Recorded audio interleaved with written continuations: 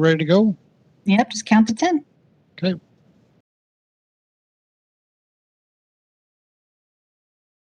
Good evening. I'd like to call the order of the December 2nd Planning and Policy Commission meeting. We're convening at 6:34. Due to the virtual format of today's meeting, I'd like to start by providing some guidelines. We have participants attending by computer and others who may be attending by phone. For all meeting attendees who wish to speak, please speak clearly and pause frequently. State your name each time and before speaking. Mute your microphone when not speaking. And if having technical difficulties, try joining the meeting using a different device, such as a smartphone or tablet, or use the call-in information in the meeting invite to call into the meeting. And Kristen, can you please go ahead and call attendance? Yes. Commissioner Lewis? Present. Commissioner Monahan? Commissioner Milligan? Here. Commissioner Zaragoza? Here. Commissioner Voice? Here. Chair Fall? Here. And Commissioner Bader has an excused absence tonight. Okay, thank you, Kristen. And we're going to go ahead and open up the public comment for our members of the community tonight. Excuse me, Ron, we need to do the minutes first. November 18th. Oh, okay. Sorry. That's right. You said you forgot that. Okay, so let's go ahead and approve the meeting minutes. Are there any changes or recommendations to the meeting minutes? Okay, hearing none, the meeting minutes are approved. And now we'll go ahead and open up for public comment.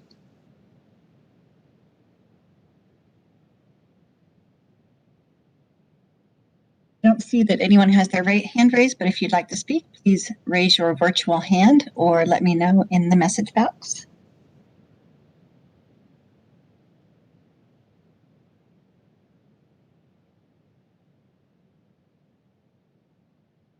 There's no one who is raising their hand to speak. Okay. So we'll go ahead. Well, it's not a hearing, so we're not going to close public comment. And I'm going to go ahead and hand it over to you for their presentation tonight.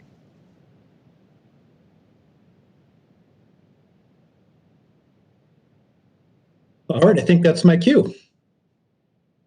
Good evening. Let me share my screen and I'll get started.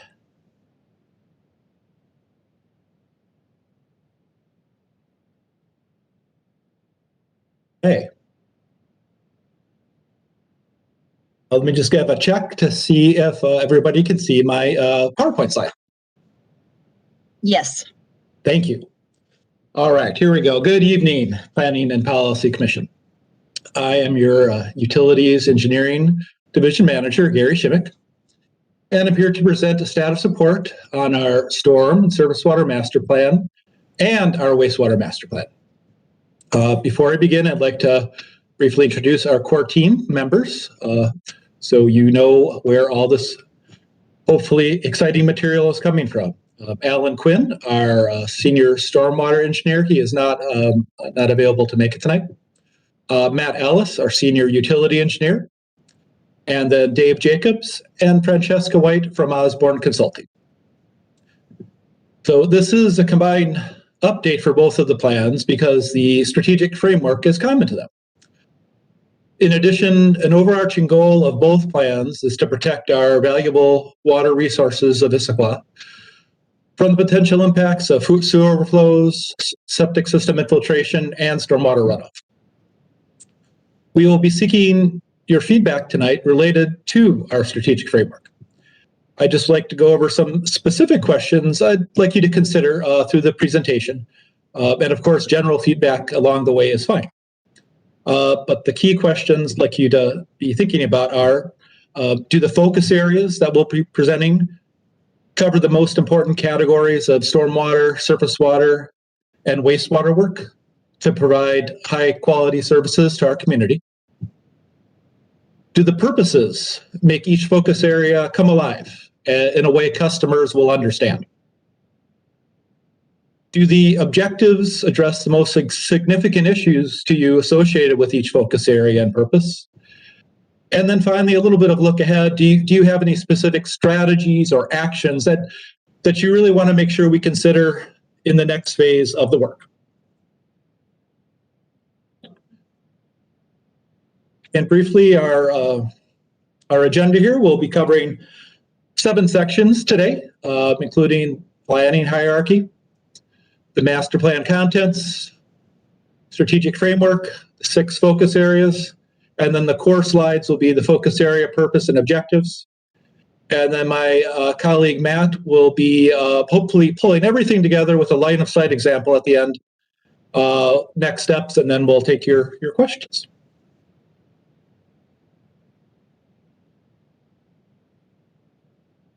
So as I mentioned in the staff report, one of the important pieces of our master plans that at least for me, I feel sets us apart from other cities is the inclusion of a clear line of sight that stretches from the city's comprehensive plan all the way down to our annual staff work plans, including my own. For me, this is important for 2 reasons. First, it ensures that adopted policies, directives, and goals from the city's comp plan and the city's strategic plan, for that matter, they flow down and fuel the master plan, CIP, and annual work plan. So in other words, it helps make sure that we are working on projects and programs that reflect the most important needs of our community and our city. Second, this line of sight approach allows staff to better understand how their day-to-day work is helping achieve our long-term goals, the city's long-term goals, and the community's long-term goals.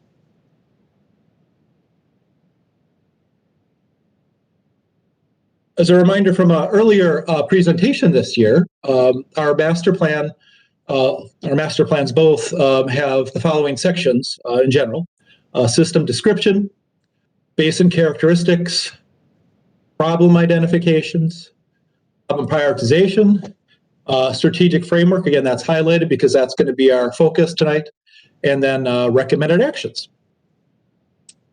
We covered the first 4 elements of the storm and surface water master plan at that presentation I mentioned earlier this year. And again, we'll be focusing on the strategic framework tonight. And then we will be coming back to you and the other boards and commission and city council first quarter 2022 with the last part here, the recommended actions. And that will come after we hear your feedback tonight and incorporate your good feedback and the feedback of others into the work going on. The 6 building blocks in our strategic framework include focus areas, purpose, objectives, strategies, metrics, and actions. And for the rest of this night, we're really going to be focusing on the first 3, the focus area, purpose, and objectives. And I wanted to let you know that over the past 2 months or so, citywide team and a few of our residents, totaling a total of about 20 folks, have worked closely with Osborne Consulting to develop preliminary information for these 3 elements. These meetings were rather lively and with everybody really stepping up and participating. So, and again, it wasn't just public works, but public works, community planning development, parks, finance. We had a real good cross section of city staff. Now, I call this information preliminary because we are, of course, very open, and that's why we're here to incorporate any edits that we have based on your feedback tonight, and then next week from the environmental board. I wanted to let you know we have presented already to Parks Board and City Council last week, and I just honestly I was hoping to come to you and the environmental board before City Council, but I had just a family issue in Wisconsin that required me to push this out till today. But I will mention the feedback that we did receive from Parks Board and City Council as we go through the slides. They had some really good comments that I definitely want to share with you. And here is our 6, our preliminary focus areas. Collaborative plan for the future needs, protect our natural resources, invest in the employee experience, responsibly manage existing utility assets, transparent community engagement, and fiscal responsibility. For all of us here that in the city that have been working on this, we feel that these areas really fit together to form a holistic customer service package that we can deliver our stormwater, surface water, and wastewater services upon.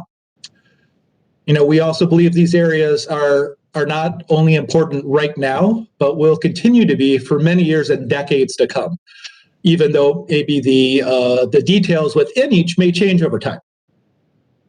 Now, and again, another note to priority here, the priority of any one of these focus areas will likely change over time, but each area, does serve as a critical foundation to provide excellent service to the community. So what I'd like to do now is walk through slides. There's 2 for each focus area that will just share the purpose and the objectives. So before I do that, let me just reiterate kind of the questions to kind of seed your mind here as we walk through them. So do the focus areas cover the most important categories of our work? Do the purposes make the focus areas come alive in a way that our customers understand? Do the objectives address the most significant issues with these focus area and purpose? And then finally, any strategies or actions you want us to consider as we go forward. All right, so we'll start with focus area 1, collaboratively plan future utility needs. So the purpose here, is coordinate across city programs and processes to plan and build city infrastructure in an efficient, safe manner based on expressed community values and best available engineering and science forecasting. And what I'd like to highlight here is the coordination. I think just as we've been doing to bring you this portion of the plan, we want to continue that after the plan's done and we're implementing and make sure, each project program that we really do have a good city feel and it's been vetted across the city and the community. That's really how we're trying to deliver all of our services. And then the objectives here, budget for life cycle maintenance costs and staffing needs, coordinate utility planning across all involved departments, like I just mentioned, cultivate collaborative relationship with our regulatory community, and then develop a strategic asset management plan to optimize service delivery. That last bullet is a really good comment we had from City Council, was not only developing like a strategic asset management plan, but a resilient plan, so that we were thinking about how the utilities really can be resilient to any type of disasters. Our next focus area is protect our natural resources. And here our purpose is to protect and restore the natural environment based on the city's strategic goals, our best available science, and express community values. Our objectives here, our top 4, develop and manage a septic system program to reduce pollution impacts. This one's fairly specific, and I wanted to call that out. This is something that City Council has asked us to pursue well before I was even here 9 months ago. So we felt that this was a good one to highlight. And then Matt's going to be using his case study example at the end to highlight this objective. Protect existing stream and wildlife habitat. Protect our drinking water aquifer through responsibly managing our assets. And then restore degraded stream and wildlife habitat. Number 3 of our focus area is invest in employee experience, and this is invest in our workforce to drive recruiting and retain skilled and diverse workforce. And again, I just want to call out this one. We did a similar plan in Redmond and had a lot of conversation about this. And while it may seem a little self-serving for us to put this for our staff, we believe that when we hire and keep the best staff available, that is a really great benefit to our customers and the community. So that's why you're seeing this somewhat internal item here. And then some of the objectives for this focus area are invest in staff training beyond our basic safety needs and accreditation, use our asset management principles to forecast future staffing needs in a smart and efficient way, and then continue supporting the innovative hybrid work environment that we have done due to the pandemic, but keeping that going as it makes sense to keep our productivity as high as possible. Focus area number 4, responsibly manage our existing utility assets. So sustainably operate and maintain the public storm and sewer system consistent with our level of service. Here are a few of our key objectives. Improve response effectiveness under emergency situations to better ensure our continuity of operations. And again, this kind of talks about the resiliency that we heard from City Council and their interest in this. Participate in regional efforts, not just because we have to, but really the reason here to optimize the delivery of utility services and then leverage those key resources that become available through our partnerships. And then finally, proactively manage our existing system performance to maintain that service level. And again, what that really states to me is let's not always be thinking about the next thing to be building, but making sure we are keeping what we have already built working as it's supposed to have, as it was designed to. Number 5 here, transparent community engagement. So we want to engage with the community to build strong partnerships and develop education and outreach opportunities between public, private, and residential entities.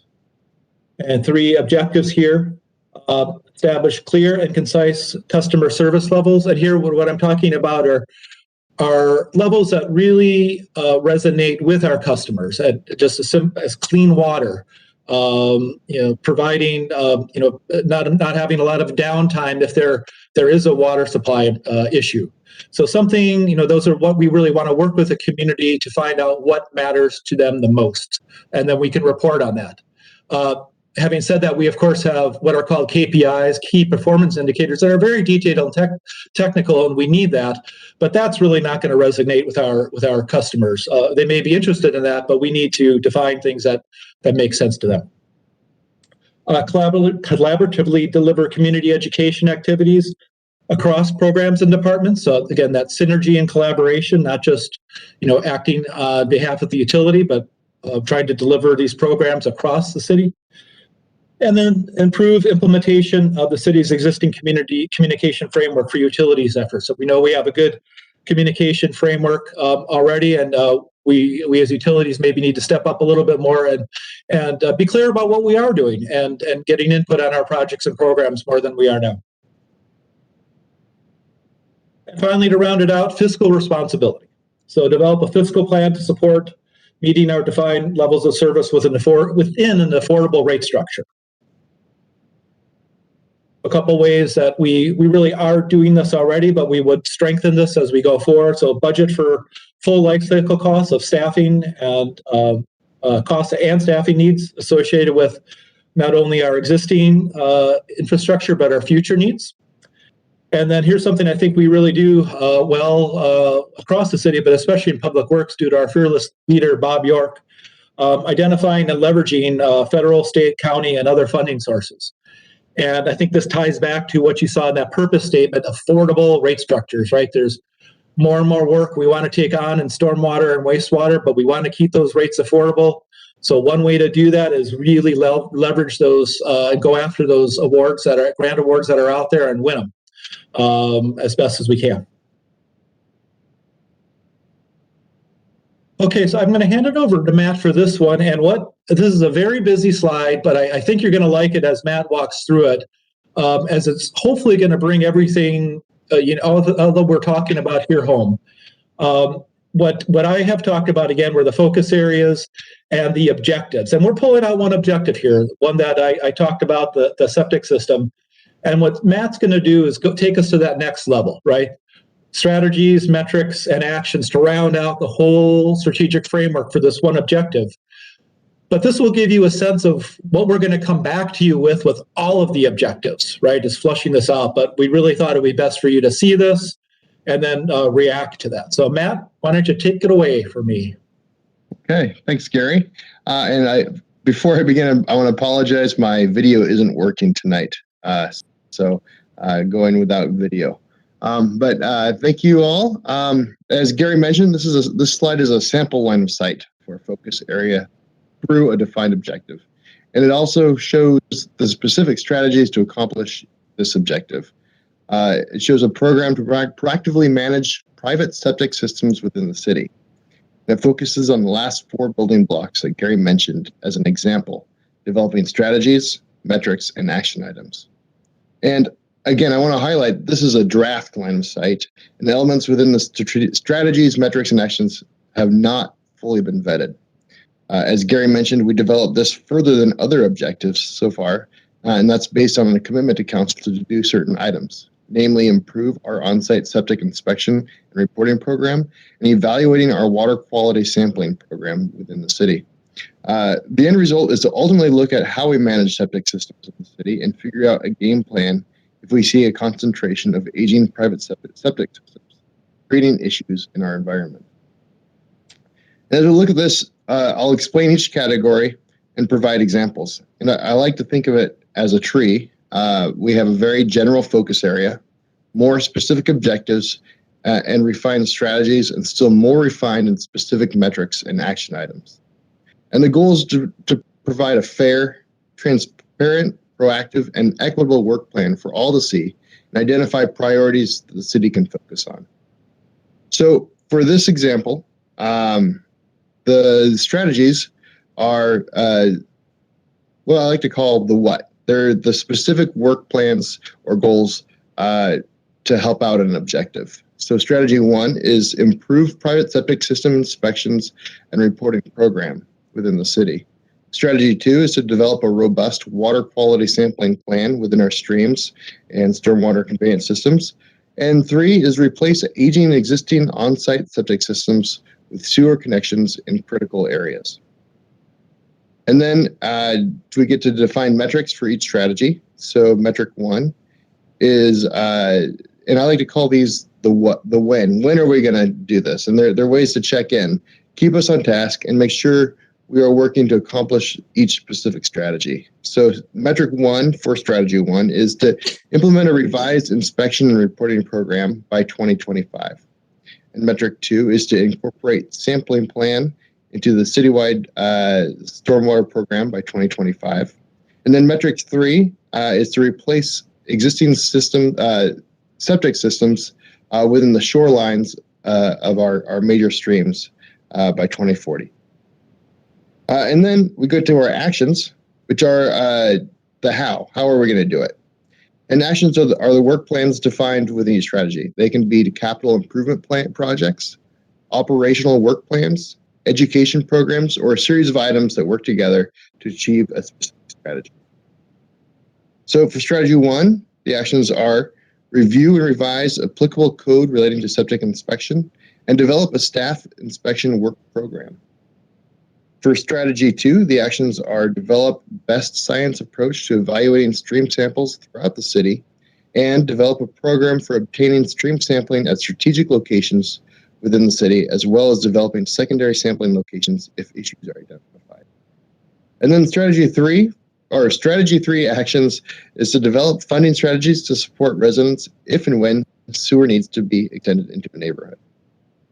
So that's basically, and then develop a sewer system CIP when it's needed. So this is basically just an example. It just provides an idea of how we'd go from a defined objective and go from there, how we would actually accomplish our goals. And with that, I'll give it back to Gary.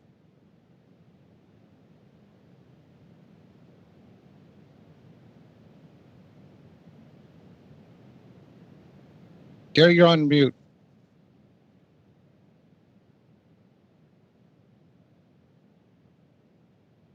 There we go. Did that, am I back on? Yep. There we go. Thanks. Thank you, whoever helped me out there. I appreciate you. I owe you one. So in December, the rest of December here, not much left, but we're going to be incorporating any feedback you have tonight and then other feedback that we receive from our meetings in November and December. And we're going to begin the development of the strategies, performance measures, and actions for the other objectives as kind of Matt showed. And in January, we're going to hope to get to that point of preliminary strategies, performance measures, and actions. February, we're hoping to have in the first or second week of February, I'm going to be working with Thomas Rush on this to find a date, but a community meeting similar to that we've been having for the climate action plan, but focused on our strategic framework. And then we're going to come back to you and all the other boards and commissions and city council with the full package of the strategic framework, including the actions. Again, get your comment on that again, and then we'll go back one more time to the community and through you all again to finalize that plan somewhere in the April to June timeframe. So we'll be seeing you at least 2 more times before we wrap this up. So I will stop there, and I have on the screen the feedback questions that I asked you to kind of think about. But please, anything that you have, Matt or I or any other team member would be happy to answer right now. Thank you. All right, and thank you very much, Gary, for your presentation. So let's go ahead and open this up to questions and from the commissioners, and go ahead and use the chat. And the first question is from Commissioner Lewis. Thank you, Chair Fall, Commissioner Joy Lewis. I do want to start with a question for our chair. Would you do you plan on having us address each of the 6 points for the various feedback questions he's asked, or would you like us to condense all of our questions and comments into a single? I think because of Outstream. the size of the well, I'm going to throw this out at you. The size of the presentation is pretty small tonight. So do you want to go ahead and just touch on everything, or would you rather have it set up the way we've done in the past where we break it out? I'm certainly happy to do it. However, the staff thinks the feedback will be best received. So. I'm truly, whatever works for all of you, I'm very happy to do it either way. Very accommodating. Let's go ahead and group it all together for. Okay. Well, then I might take mine in 2 batches because I do want to hear what some other people have to say and, Sure. and don't want to just go at you go. I want to start by saying a big thank you to Matt, to Gary, to the whole team. It's clear you guys have put a lot of work into this. I read it. I felt it in both in the presentation and the document. I'm really excited about the progress and really the integration that's been happening. It sounds like there's been a lot of great involvement that's been happening, and I really see that. And I'm really appreciative of it. So Thank you. Staff knows I don't always say that, so I mean it when I do say it. So a couple of general things. The next time we see you, I would love to see a floodplain map included. Would be fantastic information. And when you do come back to us, it would be great to have brief summaries and maybe even links to the meetings that you've had with the various boards and commissions so that we kind of have good feedback on kind of where people are coming from. It would be super helpful. As far as the different focus areas, I do want to say that I'm hoping that in the gaps analysis, I didn't see anything about existing infrastructure being identified as failing to meet current best practices. I know that there was the mention about old septic systems that people are hoping to convert onto a sewer and pipe system, but I'm curious if there's actually been anything identified as far as older infrastructure that needs to be replaced to be able to meet best practices. Absolutely. Chair, may I respond briefly to commissioners? Absolutely. Yes, please respond to each commissioner if they have questions. That's fine. Okay, thank you. So great, thank you, and really appreciate your feedback. This has been it's been a great team effort. It's been a lot of work, but it's actually been a lot of fun when you get a lot of smart minds into the room. And I'm the least smart, so it's great to have everybody else, the bigger brains, helping out. I'll take your last question. Yes, this is near and dear to my heart, and most of us that are working on this. You used the septics as an example, but it's really all of our assets. To me, you've seen the asset management language sprinkled through here a little bit. And we're doing asset management now, but we just haven't documented that's kind of a classic organizational issue. But what I know you're gonna see on some of our actions here are development of exactly what you're talking about, strategic asset management plans for particular assets, right? So we'll have the septics, but one other example we're working on like right now is our water quality treatment facilities. We're going through the entire list, looking how they're performing, when they've been installed, and if they should be replaced. So that's something we're going to do for really all of our assets over the next. It's going to take time, right? It's going to take time, but that's where we want to head. Fantastic. That is great to hear. On point 2, focus area 2, there was language about reducing the pollution impacts. The last time that we talked with your team, we had a really great conversation with you where we kind of dived into the nitty-gritty of some of the science that's come out recently and kind of talking about the different strategies that we have specifically to address chemical runoff into our waterways. And I was curious, basically, how likely is eliminating all, or let's say like 90% in a hypothetical way, of chemical runoff on our roadways and from other impervious surfaces? Is that a necessary goal that is achievable, attainable? You're grappling with something that we need to address in this plan, and it's what is the metric we're trying to achieve, right? And what is really hard to do, and what's I think beyond us, is to say, at least this is for the science part of my brain, not the engineering, but the science part. It's not going to be very achievable to say we want to get to this particular level of this particular constituent. Let's say copper. We would love. There's so many factors. It's kind of like with fish, right? I don't want to put a target of I'd like to have 20 Chinooks spawn right here, right? Because there's so many factors. But instead, what can we do? What metric can we do to show that we're getting towards that is something more in our control? So sticking with copper, that might be a thing. We'd like to, maybe we should remove X pounds from our treatment facilities.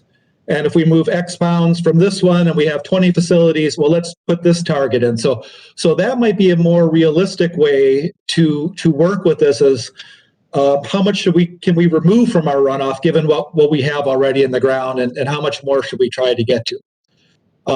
So that is an approach that I think this team is going to grapple with, and then maybe come back with examples. Probably our next round, and it will be what Matt showed, those metrics, right? Those metrics. So we'll come up with some ideas there that will show for water quality. I just use copper. That might not be it, but whatever it may be, like let's shoot for this. Let's shoot for this target. Here's what we know we have now. Here's what we're going to try to achieve. I think that's fantastic. I will look forward to seeing those priorities next. I think you cut right to the heart of my question. I do think that it would be beneficial in number 2 to really discuss the runoff from roadways. It's not specifically called out, and really being able to open up that conversation of how do we limit what's getting into our watershed. So I would like to see something in that language, since I do know that your team is obviously focusing on it. Okay. So I was curious. I know that the metric that Matt explained had some examples, right? So they're kind of a little bit looser and bigger for us right now. But I was curious if the years was correct. Right now, a 3-year projected implementation for the stormwater, wastewater, surface water master plan. We need to come up with an acronym for you guys. I know. But is that about what we should be planning for? It's about a 3-year implementation once the plan is adopted by council? So those dates would be, to me, spot on if we considered this to be one of our higher priority objectives. Absolutely. And that's what those dates reflect. So what I think you're going to, if all the objectives stay the same and we have strategies, what you're going to see are the dates should reflect the priority. What we're going to be hearing from all of you, that we'll probably move those around, unless some of them have to take off, we get new ones added. But that's exactly where I was going. That would be somewhat of I'd say more on the aggressive side. Okay, right? Good to know. Yeah. We did something similar in Redmond when I worked there for septics, and we had a 2050 goal for elimination of all septics by 2050. That was we consider that to be fairly aggressive. Thank you. That is excellent. To briefly touch on point 3, I want to say that I hope that this is being seen across departments, across the administration. I loved that it was included. I didn't see it as self-aggrandizing at all. In fact, I saw it as being a necessary call, and I appreciated everyone's work to be able to say that it was not something necessary and needed to be highlighted. So I definitely want to say that I appreciated it, and that I hope that is able to basically. I wanted to echo the importance of it. Thank you. So in that small way, that I hope that if necessary, becomes kind of more of a wave that crests over other departments as well. Great. Thank you. And as far as I think there are a number. I think one of my biggest ones is point 4, which may end up circling back because I could talk with you a while about it. But it's really the discussion of capacity. When we talk about our natural water systems, they're not infinite, and so being able to say, well, our partnership with the Cascade Water Alliance is appreciated, it's also a reliance. And so as growth and scarcity will drive the next 40 years, we really need to have this mentality of a stopgap of how are we going to actually be able to be reliant on our natural water sources. And so I thought point 4 in particular, calling out that strong environmental leadership language is important. Okay.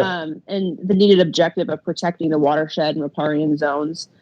We certainly have some excellent policies on it. The habitat policy, I think, is a great example of being able to add some language on maintaining and planting appropriate vegetation along riparian corridors. I think was missing necessarily that vegetational element, and being able to limit the use of chemicals across the city. I'd really like to see this being able to call out. Maybe it's the limiting the use of pesticides, various chemicals, PFOBs, PFOAs, and things to be able to say, hey, we know that this is a problem. How do we actually, but instead of addressing this when it's already here, how do we actually do it? So I would like to see some language in the policies that I think Habitat's a good natural place for it to be able to address, hey, as a city, we need to be more accountable for how our actions in the environment. I think would be a fantastic one. And I did think too that on number 6, capture filtration in the city for leveraging our rainfall is a very interesting concept when we think about the effects of climate change and being able to really utilize the water when we have it. I'm sure a lot of people were alarmed, like I was, by the article that said recently that in the Arctic, it's projected to be more rain than snow by 2060. And so when we think about, obviously, for our own region, what will end up happening of how we recharge our areas by having less snowfall, and most likely more drastic weather elements means more rain, less snow, right? So how our water is going to be impacted means being able to really harness and utilize it. So when we look at that 40-year timetable, I'd really like to see something that addresses how are we really cleaning, capturing, and being able to reuse that resource. So again, really great work, you guys. Thank you for listening to the feedback, and we look forward to seeing you again. That was fantastic. Thank you. And I just wanted to appreciate many things you said, but I really, what we're really trying to do here, just to hit it home, because I think it's encapsulated in what you said, is these actions really are not just going to be capital actions, right? They're going to be, what codes do you want us to be addressing? What operational issues do you want us to be looking at? What long-term scenarios, right? So this is, again, the issues are just exciting to hear you talk about that, because that's kind of what we want to be doing, this full service. While capital is important and we need to be always on top of our assets and future assets, these other things get pushed aside at times. And I think this is a document to call them out, even if we can't do it all now, that it's in here, and then people realize, this is a full utility work plan. It's all of it. So thank you.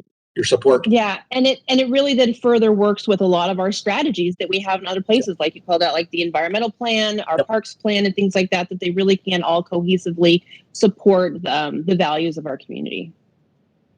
And I will definitely be asking for the next time that you guys come back, to asking Chair to be able to allot more time on our agenda, because this is such an important topic. So thanks again.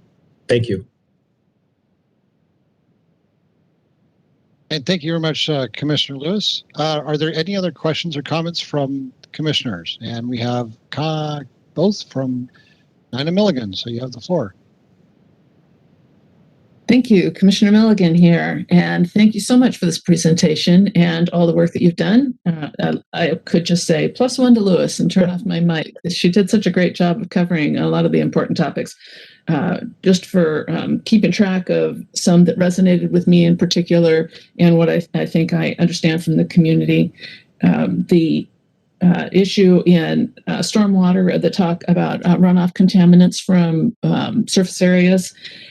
We talked about removal of those contaminants, but can we, and this is kind of a philosophical question, can we address the sources of them in some creative ways? So just kind of throwing that out there, not for an answer, but how could that work into this document? That would be one thing.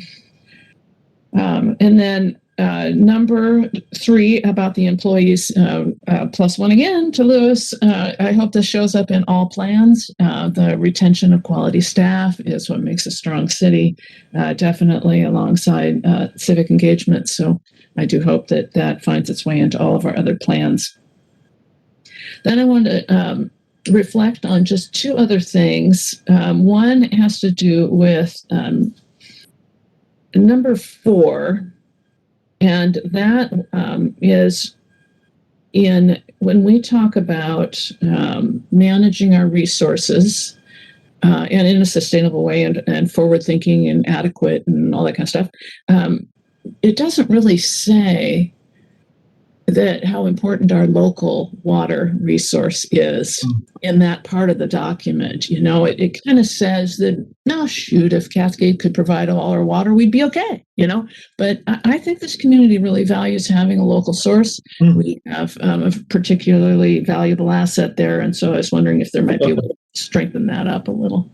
Oh, great. No, thank you. I appreciate that. That's good to hear. Okay, and then the other thing that I wanted to touch on was sewer versus septic. Knowing over the years the kind of conflict in the city of where to go with this, I wanted to reflect back. What I see in this document seems to be an understanding of upland homes or less dense neighborhoods and people who have invested in their systems and just need help in keeping them working well, because they really are a great way in those neighborhoods to manage that wastewater, and then focus our attention for the sewer systems on critical areas and shorelines. I think that does address the concerns that have come up in recent years and the conflicts in our neighborhoods about, you know, I don't want to go to sewer. I don't need to go to sewer. I can't afford to go to sewer, you know. So I think you hit on that quite well, and I just wanted to reinforce it. Commissioner, let me just add one thing there.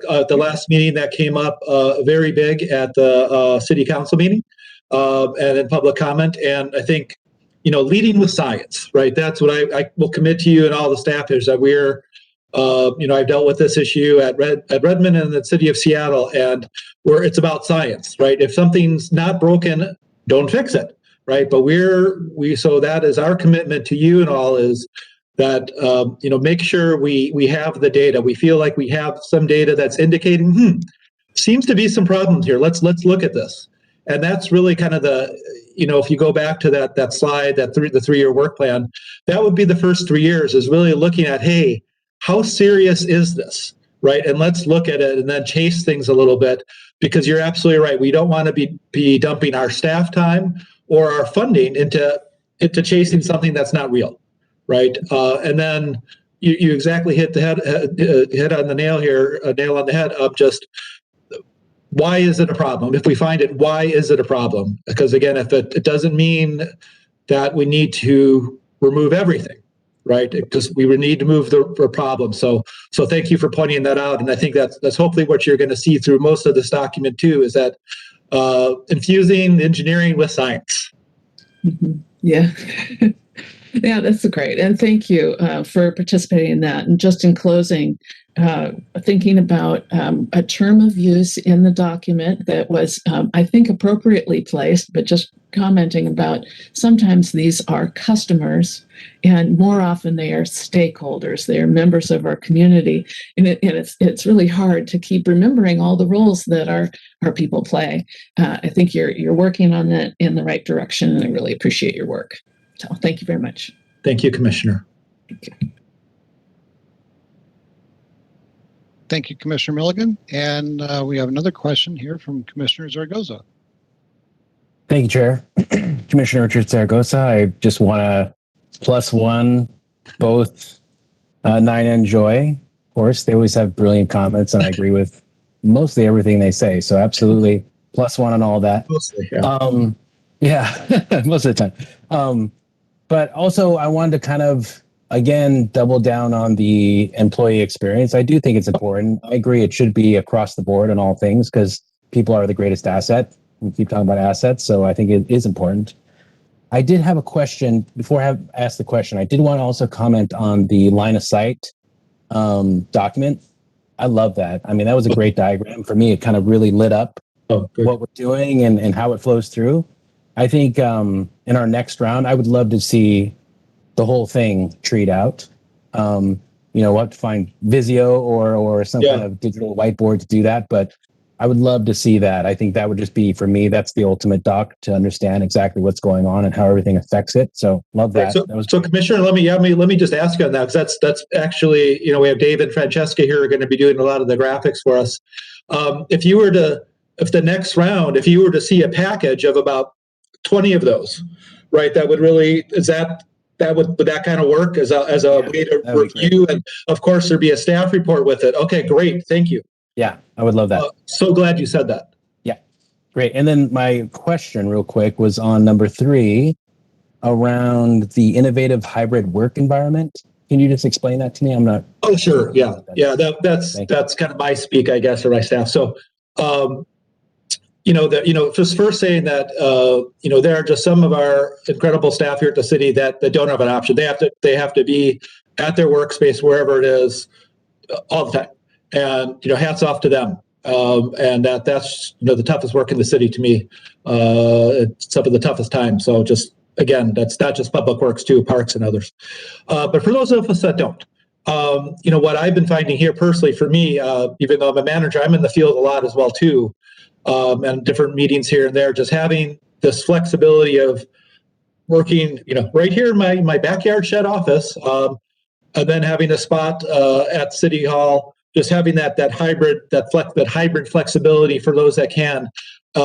It's been amazing. I always considered myself to be a pretty high-strung, productive guy, but my productivity, I think, has gone up because of this as well. So there's stuff like that we just start considering that. And one thing we didn't add there is innovative tools as well, right? Are we getting our staff, not just the latest and greatest, but things that really, can help. So that's kind of the idea for the hybrid work. Thank you. Thank you, Commissioner Zaragoza. And let's see. And Jason, did you have any other questions? No? Okay. All right. So I have a couple questions here. So Gary, I really, really, really liked your presentation. I thought it was excellent. You hit on a lot of great stuff. And it was nice to have Commissioner Lewis go first because she kind of knocked out almost all my questions.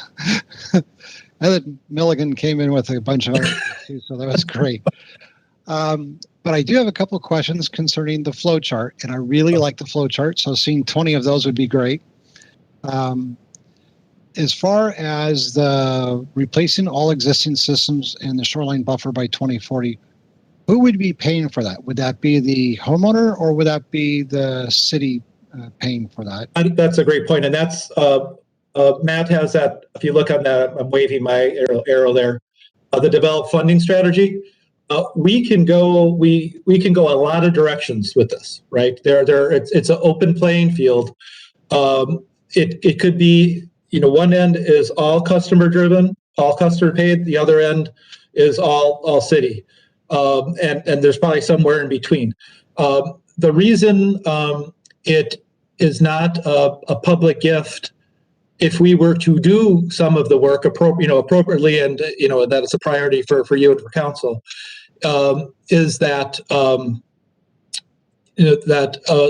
that it would be cheaper, right, for us to reduce the pollution impact by getting things off septic rather than, let's say, try to remediate the soil or something to that effect. So there's logic behind that type of work that has been done by others. So that's where, as if you see that box, develop funding strategy, that's a whole project in itself, right? To do the background research, who's done what, what's legitimate, what's not, what's legal, what's not legal, right? Just to lay it all out there. So that's kind of the key. So I think we probably land at somewhere in the middle, most likely. But then even for the a portion, if that would be funded, need to be funded some by our homeowners, there may be available grants that are something to be able to do that because of the importance of that work. So that's why we really want to be thoughtful about it. And to be honest, that's why that's 2040, and why I consider 2040 to be pretty aggressive, because it's a big topic. Again, if the science is there, we really should be acting on it. There's a lot of work to be done in terms of all that. Okay. And then I'm going to come back to the question that I just asked, because you just gave me a lot of answers there. And then the green box off to the right, off to the left of that is develop sampling and analysis plan.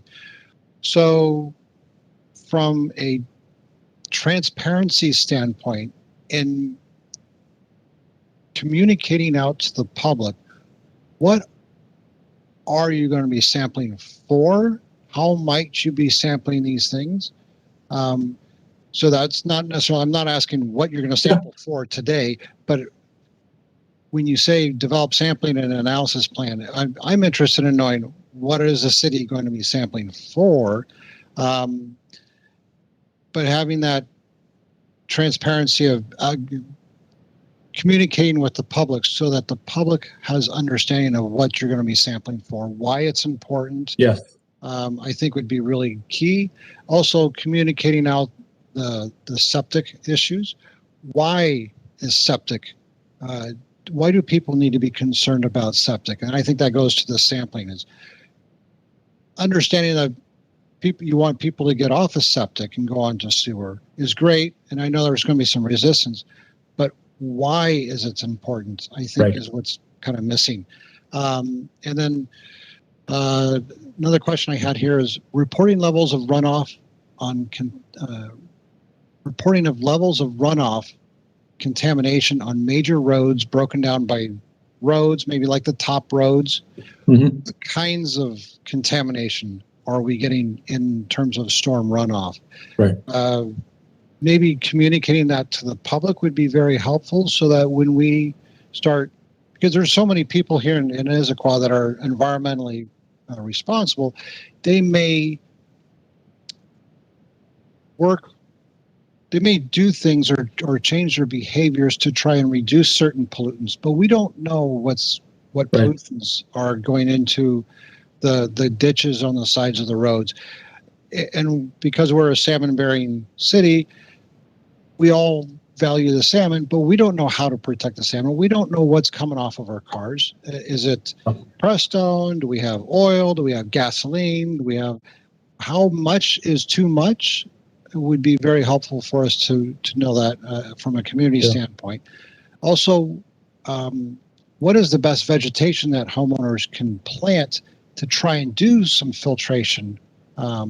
What plants capture toxins from maybe road runoff or things like that? So I think having this communication with the city with the community would be very, very important. And then Commissioner, can I say something on those? It just dovetails so well, and it's just something that actually Connie Marsh brought up in a public comment at, I think, the Environmental Board about what we mean by I think number 5 there, the transparent communication, transparent engagement. The 3 things you just said are just that's what I wanted to work on. With that would be the septics, water quality, and vegetation are perfect examples of what we'd want to come out with as actions for that community transparency. So I appreciate you saying that, because one of Connie's questions was, well, I don't know what you mean by that. What do you mean by transparent engagement? And the way you talked about those 3 things is better than I could have done. That's exactly the information we want to end up providing to our whole community before we act on anything. Like here it is. Let us talk through it first. Using your septic example, before we take the first sample, let's have that community conversation about what we're doing, why we're doing, and how we're going to do it. Mhm. And then stop, pause, and listen, and then act. So that's kind of so again, just to sum it up, what you said with your three things to me is what we're trying to achieve in that transparent community engagement focus area. Excellent. Okay.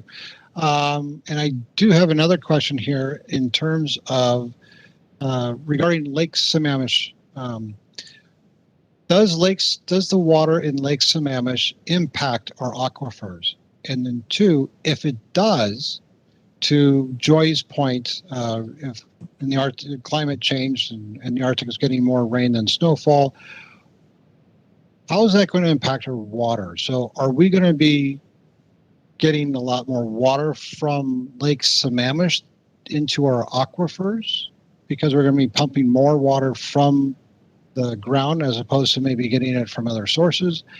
And what kind of contaminants could we be sucking in from Lake Sammamish into our aquifers?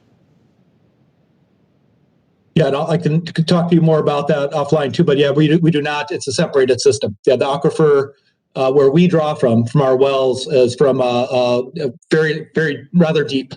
So they're two different systems. Got it. Okay. We flow.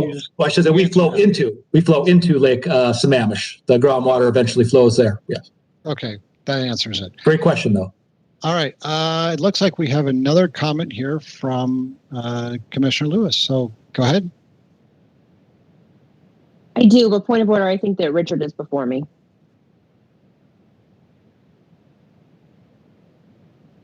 Oh, I'm sorry. I passed right over Richard because Richard was just a second ago. So go ahead, Okay. Mr. Zaragoza. You have the floor.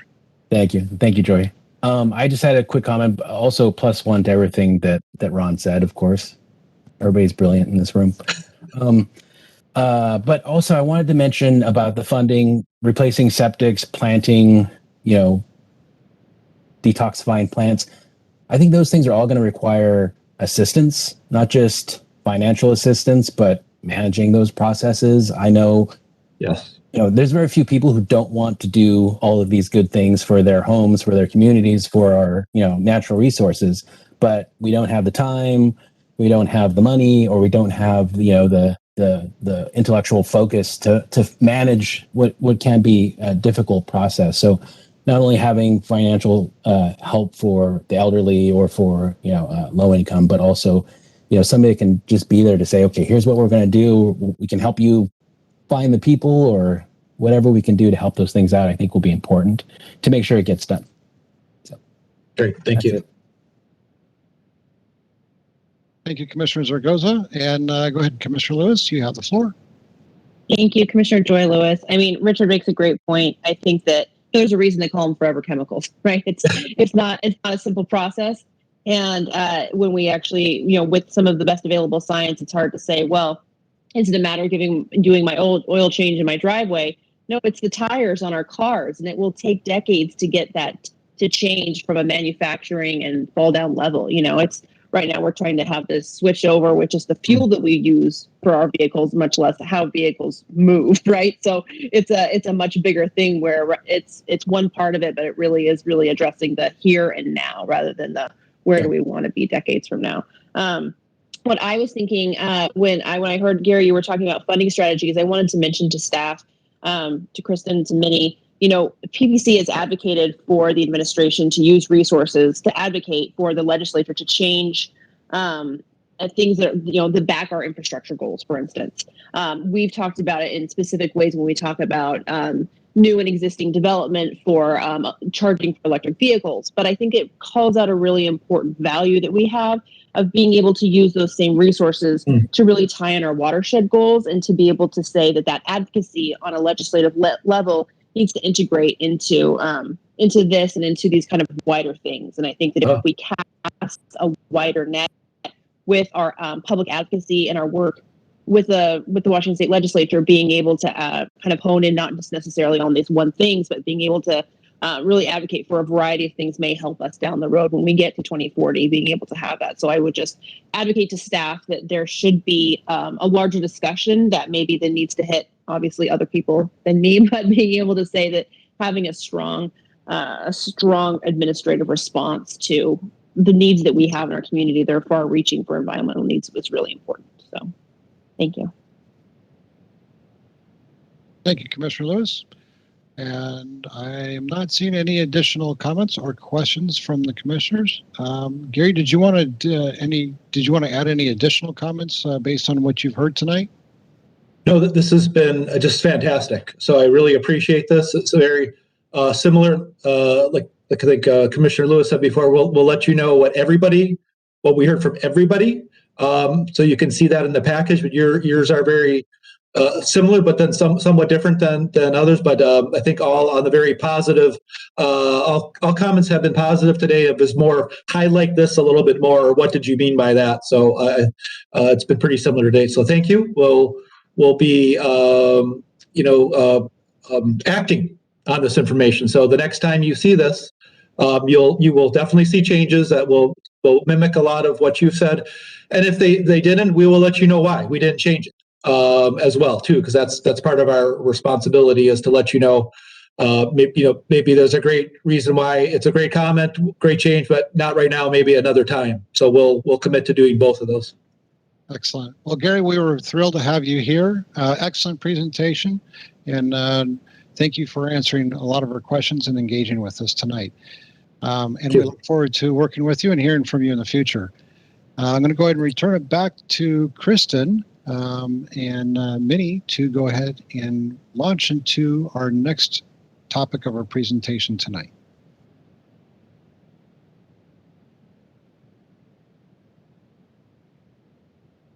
Thank you, Chair Fall, and good evening, everyone. I'm wondering if we should give public an opportunity to make comments, Chair, at the beginning. Minnie, I think that would be a great idea. So let's go ahead and open it back up for public comment based on the presentation we just had. Kristen, do we have any members of the public that would like to speak tonight? I don't see any. If anyone would like to make a comment, please raise your hand or let me know in the chat.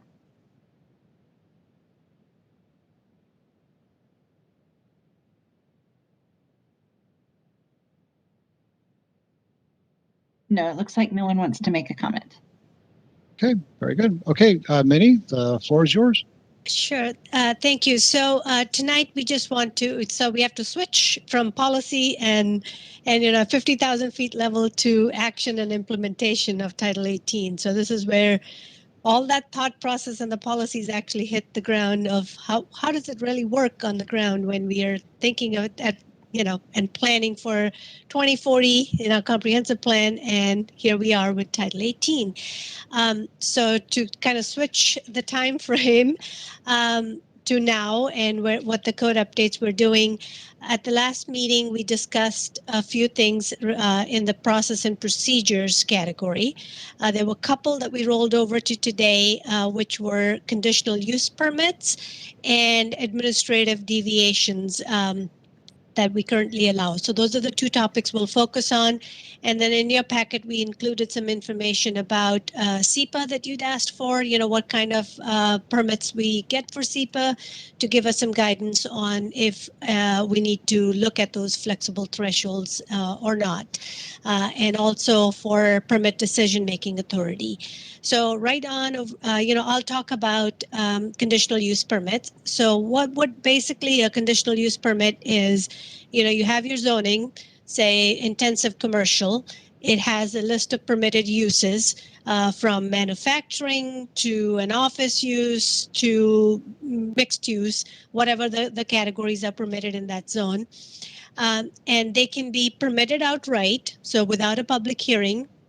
If there's an existing building, they're not doing any improvements to the building, they can go in with a business license. If they're making any changes to the building, it might trigger a building permit, but it may trigger a site development permit if they're actually building a new building. So that's how the process works. But currently, Issaquah's municipal code doesn't have any provisions for a conditional use permit. So this is pretty common practice to have some uses under the umbrella of conditional uses. So they're not your traditional uses that will fall under all the development standards. So some examples are college campuses or amusement parks or some drive-in type of uses or electric substations or a religious institution in a residential zone.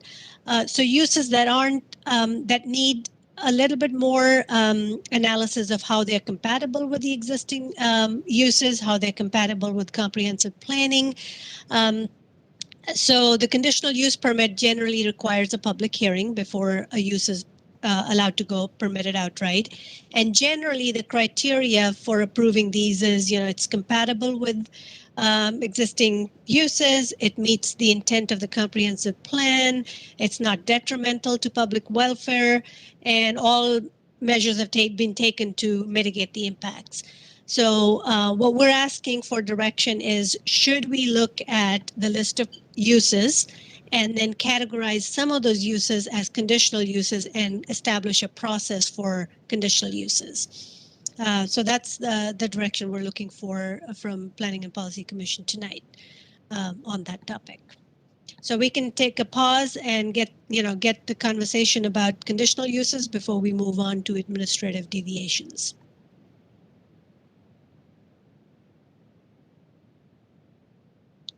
Okay, thank you, Minnie. And we're going to go ahead and open up for questions. And I got a comment here from Commissioner Lewis. Thank you, Commissioner Joy Lewis here. I was lucky that I saved my notes from the last meeting to be my cheat sheet, and I obviously reread the packet, and I still had the same feeling on the conditional use permit, which is that, I'm willing to explore it, I kind of want more details as far as, I don't really understand the benefits, I guess what it is that, I guess from the way it's being framed, I kind of worry that it boxes in important decisions early on in the process. While I do recognize there is an appeals process that can happen, it's kind of like, I didn't really know, what's the advantage, right? If staff brings this back to us, I'd like this to be well, this is what we get. This is why this is better, right? Is it just a streamlining thing? I kind of was sure, I don't have any reason to think it's a bad idea, but I also wasn't hearing these are the benefits. This is why we want to do it. If that makes sense. Sure. So one of the benefits is it will involve a public hearings. So for uses that and an assessment of the impacts and an establishment of the criteria. So that's a public engagement for some of these uses that aren't your stereotypical use that everyone kind of understands that this is going to go in here, but are sometimes unusual. And so it builds in that public process. It builds in some specific criteria that has to be addressed to approve those kind of uses. But it's not that we have to develop our code for, for an unusual use that might come in. We don't need to change all of our code and establish that as a standard basis for review. So you can special tailor it for some of these things that might come in, but may be more controversial or may have some impacts that need to be addressed, but putting them in a separate bucket. Okay, that is super helpful. For some reason, I didn't get that from our packet, so that is very helpful to me. So on the conditional use permits, we kind of have this balance right now with Title 18 of being how do we streamline, for efficiency, but also not take out too many steps that we then lose oversight from the community. So it sounds like staff has found that they think that conditional use permits would be beneficial, right? You're bringing it to us because it's not it was kind of framed to us what do you think of it? But it sounds like maybe administration is saying, hey, we find that this would be beneficial, right? Is that fair to say that that's the... Sure. Yeah, it can be beneficial, and obviously we would, in the way we tailor it, we're not going to make it more onerous, but we want to capture some of the uses that may require additional public notification, public hearing process, and some criteria that isn't arbitrary and capricious, but has a specific criteria that has to be met. Okay. One Then thing that I would if you're also- looking for, oh yeah, please, Lucy. One thing that I would also add, Joy, or Commissioner Lewis, is that our code, we don't have conditional uses right now, but we have 1 million footnotes. And the footnotes in some ways are kind of like conditional uses. There's a bunch of criteria that you have to meet if you're going to do this. And I think it could be advantageous to structure it as Director Dollywall said, with these criteria that have been thought out where we want to consider a use in a particular zone. And also the footnotes are just very burdensome to work your way through when you're going through the allowed uses. And so I think what we would like to do is have not so many if-thens, but have things that are allowed and things that are conditional. And when they're conditional, this is the process, these are the criteria. So I think that's why maybe you're not hearing it as a strong recommendation, because it's a different, more common, more accepted methodology to do something that we sort of have in our code already. That's super interesting. I might suggest, I don't even know if it's relevant for the next time that we see this in particular, but it would have been really helpful because this presentation, I mean, like this, having this feedback of my comments has made me been like, yeah, let's explore this, right? Like this makes a lot of sense. So being able to even have like kind of a thing of, it's similar to when we have somebody who wants to, challenge the code, right? Every year when we look at if they want to have, if they want to change their uses, then they kind of have staff break apart and say, hey, here's why we're for or against. Here are the kind of the things, like those points that you guys have listed out shows to me, I'm like, yeah, this is something we wanted to take care of. This is a tool to be able to clean up our footnotes, right? I'm all for that. That's something we've been wanting to figure out how to do. So, from my perspective, I'm green lighting it, right? So, if you're keeping a tally, so Sure. Thanks, good.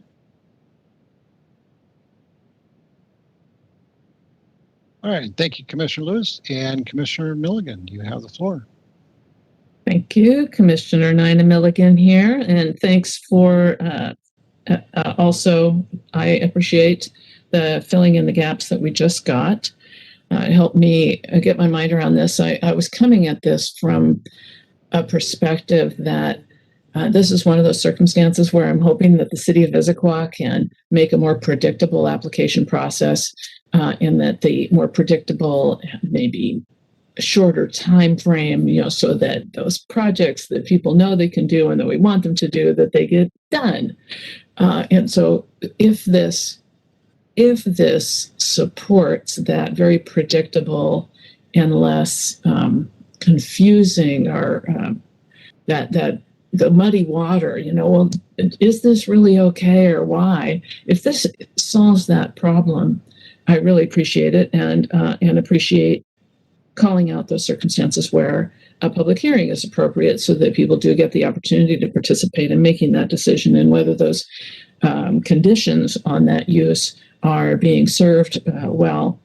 I wanted to ask, just as an academic question, I'm not quite understanding if we're taking uses that are already allowed and have a bunch of footnotes and putting them into a conditional use list, or are we also adding other uses, and is it possible for uses that we haven't thought of yet to become conditional uses? I'm sorry, I'm not quite clear on that. So Excellent question. Before we did that exercise with taking 1 million use tables that are spread across 5 documents and consolidated into one and put them in broad categories, we came to you all for feedback, and we got some excellent feedback last time we talked about uses. You said self-storage facilities, not so happy about those. And, there were a lot of other feedback that you guys gave us. So we're going to take all of that feedback and do this consolidation exercise of all of these different use tables, and in that identify broader categories. So we're not going into the weeds and listing one specific use, but not thinking about the other broader categories. So we haven't done that exercise yet. But in that process, we will identify these uses are missing from the table that perhaps should be categorized here. And these uses should be conditional because of these footnotes or things that we haven't discussed, figured out in our consolidation exercise. So once we do that table, then we can share that with you at that point of what that looks like. So at this time, we don't have anything in mind in terms of this would be a conditional use or this would change from a permitted to a conditional use. But before we did that exercise, we were trying to get some big picture items, feedback from you all.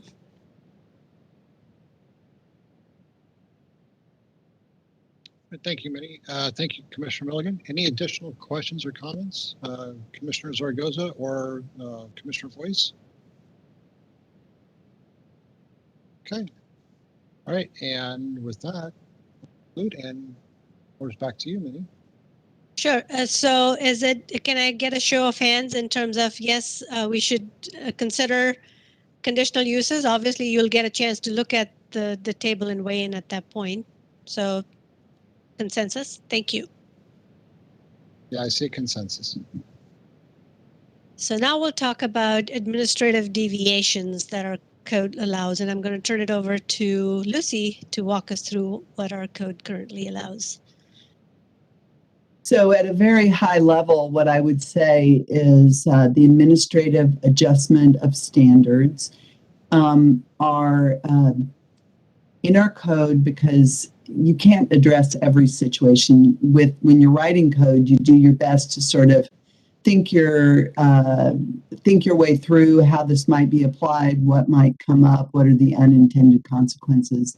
But situations will happen and you'll think that this isn't working the way we intended it to. And the AASs, as we call them, are intended to maintain consistent objectives while allowing some flexibility in achieving them. Some of the challenges that we have are, while they're allowed in all parts of the city, the processes, the ones that are prohibited, et cetera, are not consistent. So, for instance, in some parts of the city, you always have to have notification. In other parts of the city, it's sometimes. There are variations in what cannot be adjusted. There are variations in the criteria. And there are catch-all provisions that allow unspecified standards, except those that are prohibited, to not be adjusted. So, this can even create some uncertainty for staff because you're trying to figure out what can and can't be adjusted.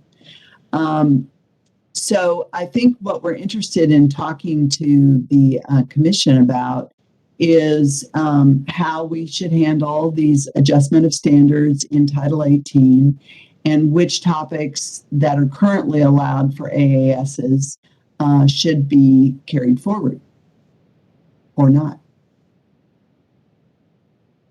Those were the two questions in the memo. Okay, thank you very much, Lucy. Let's go ahead and open up for questions and comments from the commissioners.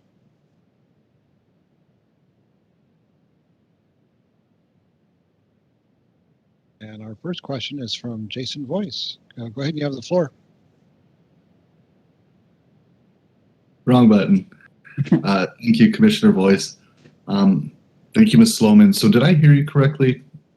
I believe you said that AAS is citywide. There's just different requirements depending on what part of the city. But I thought the last thing I heard you say said there were parts of the city where it's not.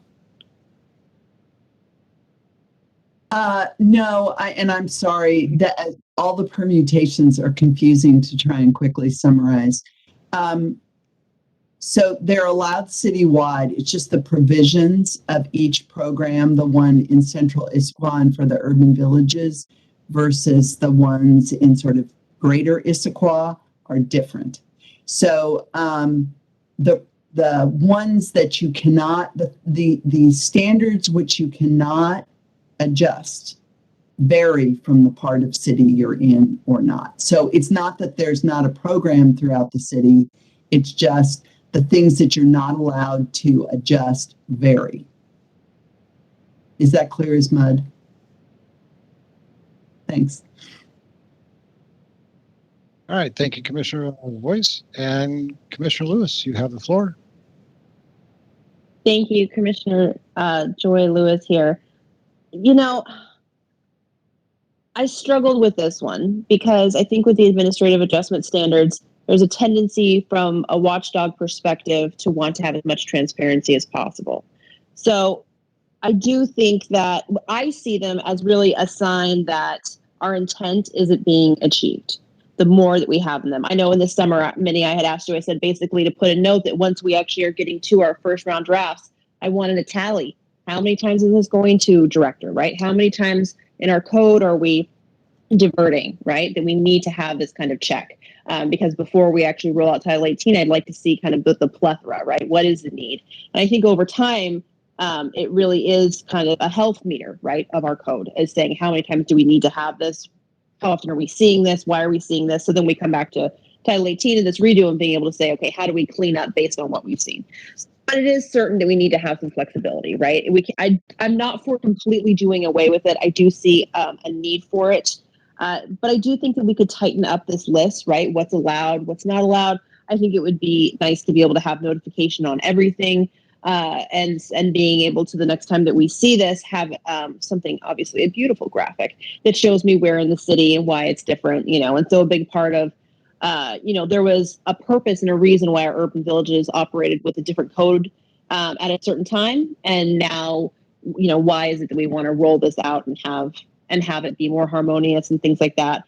So I'm certainly an advocate for, the ability for there to be more input, right, from the community and more notification about when this is going to be happening and this is going to be going, to call you out to the director committee, for instance, and so I do think that there could also be a thing where maybe we say we want to limit the number of adjustments. I'll call out one of our fantastic building partners of the school district that sometimes has so many administrative adjustments that you can't even count them, right? There's so many things that they can't possibly work with in the code. And as we move forward, we need to hold our partners accountable for the community needs and what we want to have, the type of schools that we want to build. So I think that maybe it's legitimate to have a certain number of adjustments that are allowed, right? There's a trade-off, right? So they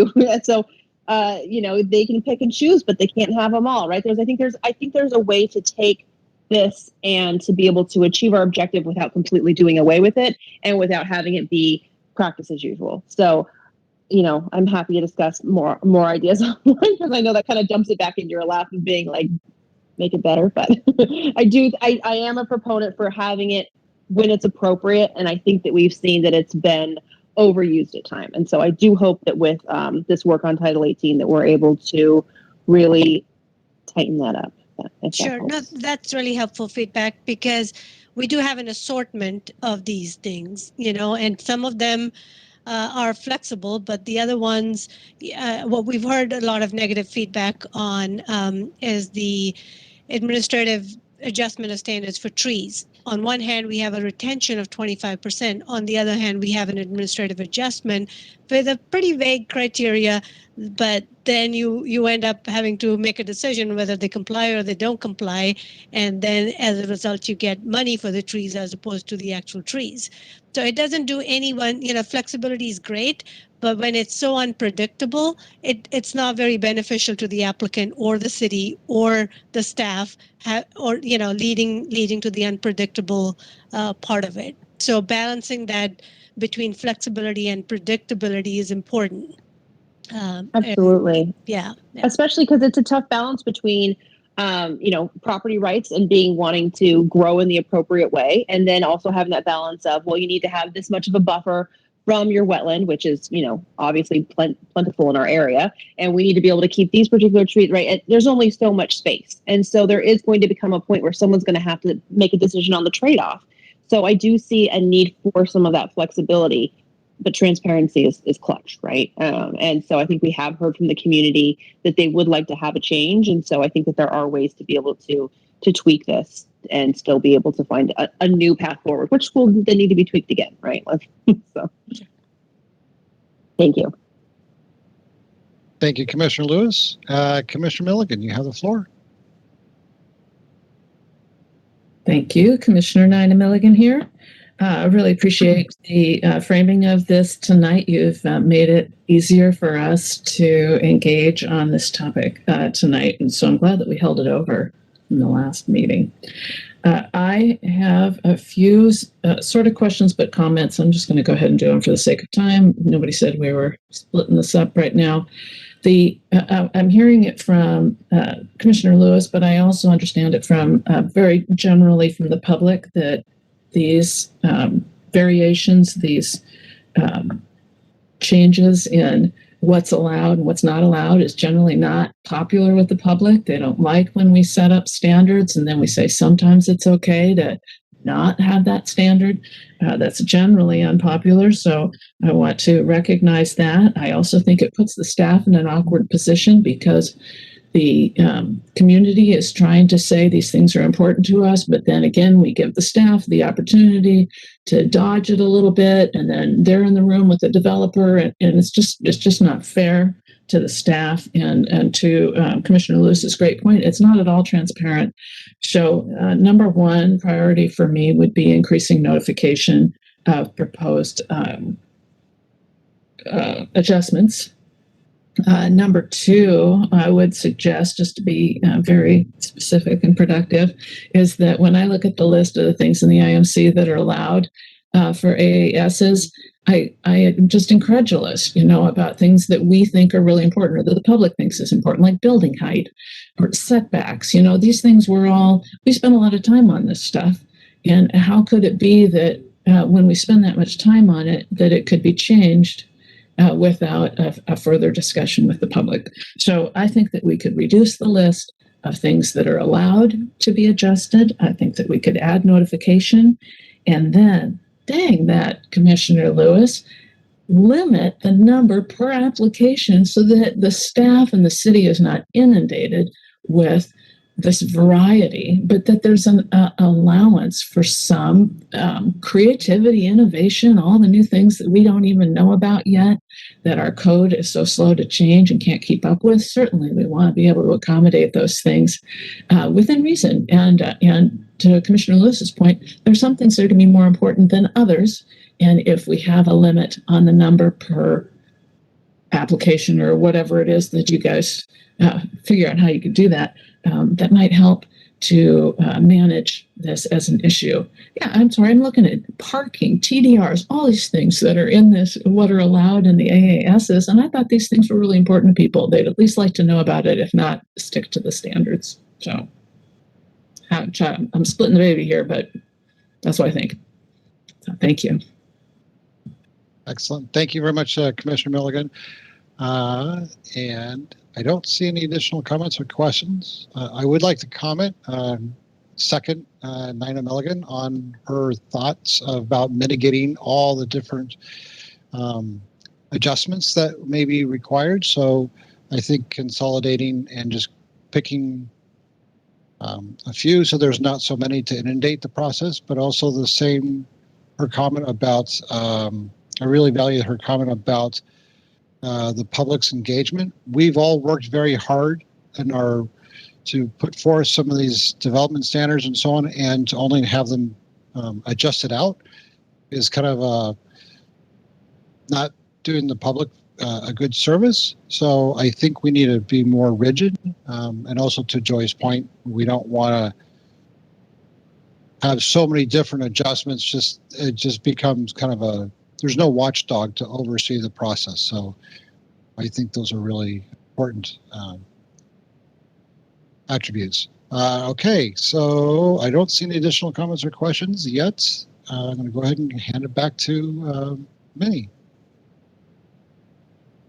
Yes, so thank you. So if I may summarize and get some consensus on this, I think that reduce the list, add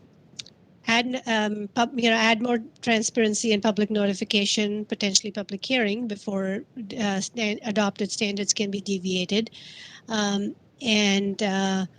um, and accommodate some flexibility and creativity in a more legally defensible, clear, succinct criteria is sort of what I heard. If there's general consensus for that, we'll take that as our feedback. Okay, I see head nods from mostly everyone. So the next topic is a carryover from our last discussion at the last meeting, which was the SEPA thresholds. And I think you all asked what was the statistics of how many SEPAs do we do and what is in it for the city? You understood that from an applicant standpoint, but is there a benefit to the city? So we provided some numbers. SEPA is done for policy decisions. It's done for city street projects, and it can be triggered for grading and all of those. So the flexible thresholds are really about the number of units and commercial spaces. And we laid out a couple of options for you all. So there isn't a significant number of projects in the city in the last 5 years that would have benefited from raising the threshold. So it's really not, and just in terms of numbers. However, it is a redundant process because our codes would cover the impacts from those scale of those projects. So anything less than 10 units, we're not going to use SEPA for any additional mitigation other than perhaps the government fees and things of that nature. And I think for commercial projects, there wasn't really anything other than Costco Complex that went through the SEPA process that would have required SEPA anyways, even with the 10,000 square feet increase from 4 to 10,000 square feet. So based on that, I think the analysis is if we want to not create redundant processes, we still think you should look at raising the thresholds a little bit more because it doesn't add any value to the review process or any mitigation that may come from it. Keeping it is okay too. If you feel there is no harm, no foul from keeping the existing thresholds, that's totally fine as well from staff's perspective. But like we've shared with you, the SEPA laws were changed over the last few years. We haven't updated our code. This is a threshold. The state has done a lot of work to look at what these thresholds should be. We're still way back when it used to be 4 residential units and 4,000 square feet units. There was an interim step where for a long period of time when the state law was 10 units and 10,000 square feet, and now it's 30 and 30 units, 30,000 and 30 units. So the middle step that we missed in updating our SEPA is probably not a bad thing for the city to do it, to increase the thresholds with the idea that any small business, commercial building that wants to locate in Issaquah wouldn't have to go through this process. So any commercial building that's 10,000 square feet or less. The other thing I think we heard from Commissioner Lewis, and that we're, and I think everyone else kind of agreed with that, was to use it as an incentive. So if you do more sustainable buildings or other things, that perhaps you get this increased threshold. So we can look that as a tie-in for any of these options. So in your packet, we've laid out some options for you to give us some preliminary guidance, and we can include that in our draft code update. So that's all I have to say. I can bring it up on our agenda packet, but you all have that in terms of what the options were laid out. I have the several charts available if you want me to share anything. Do you want us to put it on the screen, the different options?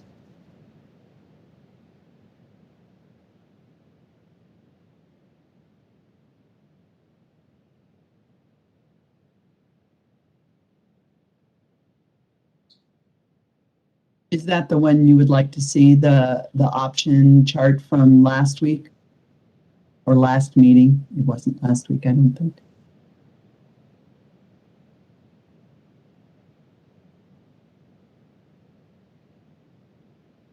Nina, you're muted.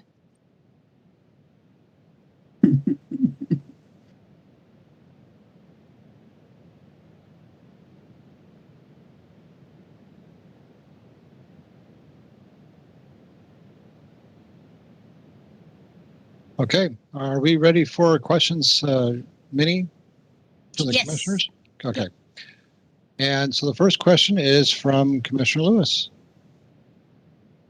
Thank you, Chair Paul. I do have a question, but I want to address the SEPA because it's on the tip of my brain since you just went to it, but I have a separate question, which is, are we not asking for feedback on the gaps analysis? And update approach was the last part of the packet. Is that something that you're wanting to talk about, or we skipped back to point 2, but there was On packet still. on the SEPA part, or No, the update approach. So so my question is actually about, we were going through the different parts. We from last time we had conditional use permits, the administrative adjustment standards, and then the update approach. Are you not looking for feedback on the update approach? so I think one after SEPA we'll talk about the permit decision authority. Okay. So those are the two topics that you all had asked for additional information. I think we got feedback from you on the public notification. So I think that feedback was pretty clear. So I think we're good there. We'd asked feedback for unbundling the permits. You'd given us clear direction on that. So the two pending items were just the SEPA and the decision authority. Those were throwbacks, but we never as a commission discussed the gaps analysis and update approach. Okay, let me pull it up here to see. Yeah, page 44 is where it starts on our packet this week. And I just didn't know if any comments I had, if you'd rather I just email you, or if you were planning on having a discussion with the commission about it. We can certainly have a discussion if we have the time after the permit decision authority. And sure. Yep. On as far as the SEPA goes, I really appreciated the numbers. Thank you for getting back to us on that information. If I approach this from the standpoint of why is this compelling to change, the numbers certainly don't support moving the threshold at all. So without tooting my own horn, I certainly still like my idea of adopting, and it can be something different than the moderate. It can even be somewhere between the state and the moderate, of saying, give us what are we going to be able to get for this. It's hard to see, and this is something that I think in the update approach is to see that, I think is seeing the difference between a developer that has is a small developer trying to do something with their 1 or 2 parcels versus large developers who have staff for this reason. And they have people who this is their whole job. And so it's hard to see that SEPA is extremely onerous on them and on staff when we see the numbers of how many times it's being utilized. So from that perspective, I'm not really seeing a reason for it. But if we can come up with something where we say, hey, if you can build a more sustainable building that aligns to our community values, then yes, then we know that you're adhering to all these different environmental standards through our code and through the way that you're specifically building our building. So it would kind of be impossible for you to be in conflict with even a SEPA because of the way that you're building your whole space out. Then I'm a huge proponent of that, right? So the need that we're seeing is to have oversight for the highest level of protection for the environment. So if we're able to achieve that and move our numbers, then I'm certainly open to it. Right now, since I'm not seeing it, I'm not seeing a reason to move it. Does that make sense? I know you're looking for a clear cut, and it's not really a clear cut answer, but I hope that it kind of helps to say, why are we moving in this direction? And let's help it be a productive reason if we're going to move it. Thank you. Thank you, Commissioner Lewis. And Commissioner Milligan. Thank you, Commissioner Milligan here, and thank you, Commissioner Lewis. Very good points. And I, too, am not convinced yet of why to move up. I wouldn't do it because other cities did it. I wouldn't do it because Washington State upped their limits. I would only do it if there was some reason locally that we had value and benefit to doing it. Now, I do hear that if we tighten up our code to the degree that we're satisfying the standards that are important to us, then we could rely on the code, the anchor of it for these applications and permitting process. But still, the SEPA process, as Commissioner Lewis pointed out, those who are building 5 units and more generally are people who do this for a living. They should be able to do a SEPA. It's a pretty straightforward little questionnaire, not little, but it's not significant. it's not a significant questionnaire. I wouldn't call it that. And then and if we, well, let me erase that. Not if we, the period to that. And then I wanted just to reiterate the interest that we have in those things beyond code that are challenging or innovative, difficult to get going. This could be the opportunity to employ those, and they would, if they're the kinds of things that assure the objectives that we're seeking in the SEPA checklist. So if we could put those sorts of things in a trade-off incentive, and it's not the checklist, great. If that's another way and a better way to achieve that objective, I'm all for that. I think that'd be cool. So, thank you. And thank you, Commissioner Milligan. And do I see any other additional questions or comments? Okay, I am not. So I'm going to go ahead and give this back to you, Minnie. Sure. So if I could summarize and get some general consensus or broad agreement. So keep the thresholds the same unless we can tie them as an incentive to get some of the desired outcomes, which could be sustainability goals or other goals adopted by the comprehensive plan. So we can look for using it as a tool, as an incentive tool, if there's general consensus with that approach. So you want to show a nod hand? of heads or raise of hands for that approach? Okay. Okay. And Jason, did you abstain? Okay, so that's 3 out of 4. 4 out of 5. Sorry, I wasn't including myself. Yeah, I see you on the screen. Yeah. Okay, so moving on to the next topic then, I think was the decision-making authority. We had a nice discussion about the role of city council for quasi-judicial matters. I think there's pretty clear guidance from council to not be the decision maker or the one to hold the public hearing, appeal the public decisions on quasi-judicial matters. So we'll incorporate their feedback. But the role of the Development Commission was discussed, and in your packet we took that feedback and have established some options for you. So one of them, we can pull up the page in our agenda packet if that's useful, or different options there. Do you want me to share my screen and bring that up? Oh, there it is. Thanks, Lucy. So for this topic, site development permits, our current process is that the Development Commission holds a public hearing and makes the final decision. So the option for us is we can keep it as is and status quo, no change. Option 2 is we keep the decision-making authority with Development Commission. However, as recommended by the Development Commission, we would better define the focus on site design and building design and remove the technical decisions like critical areas, geotechnical reports, traffic studies from their purview. And option 3 is a 2-step process where we engage with the Development Commission early and get their guidance and recommendations on the form and intensity, the location on the site and the building design earlier in the process.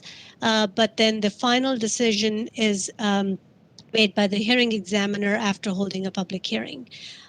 Or option 4, I think, was there was a discussion about what are some of the things that are going to Development Commission, and we've included some information in your packet.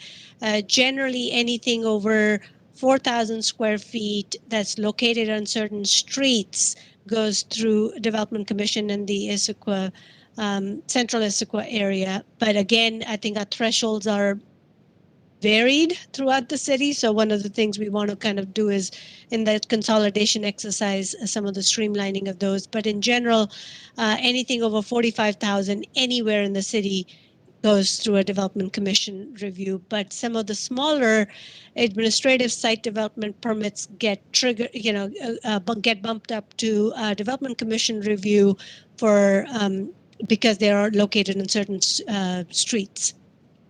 So the option 4 here is saying anything larger than 45,000 square feet or over 3 acres. So larger projects stay with Development Commission as a decision maker, and the smaller projects could potentially be looked at by the hearing examiner. Again, the public engagement and feedback and input stays in all 4 of these options.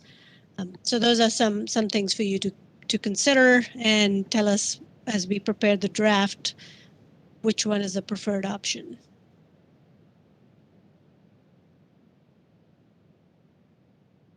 Okay, so we're going to go ahead and open up for comments or questions from the commissioners.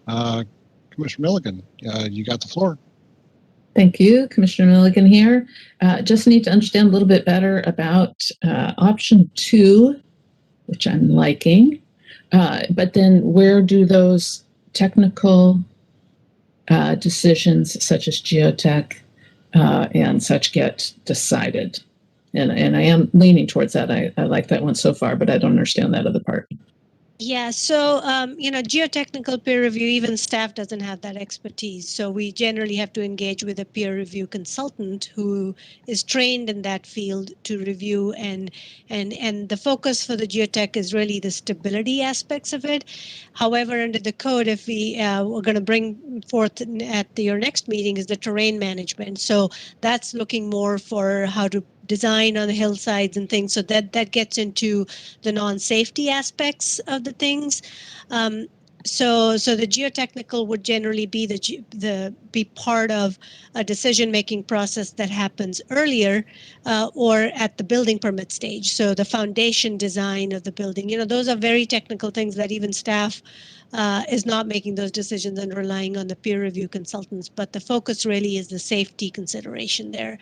The environmental, where's the boundary of the wetland here, again, is a technical as decision that we engage with the biologist and ecologist to help us make those determinations. But as we discussed previously, we would make some of those determinations earlier after holding a neighborhood environmental meeting.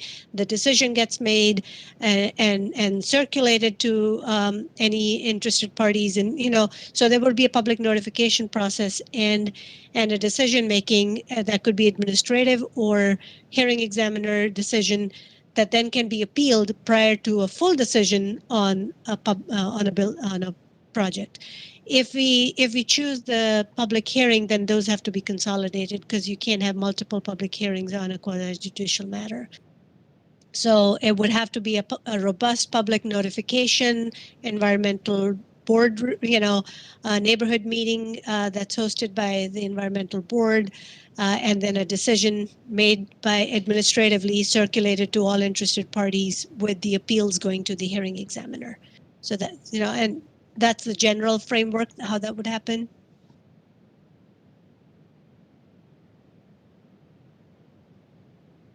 Okay, thank you, Commissioner Milligan. And then Commissioner Lewis, you have the floor.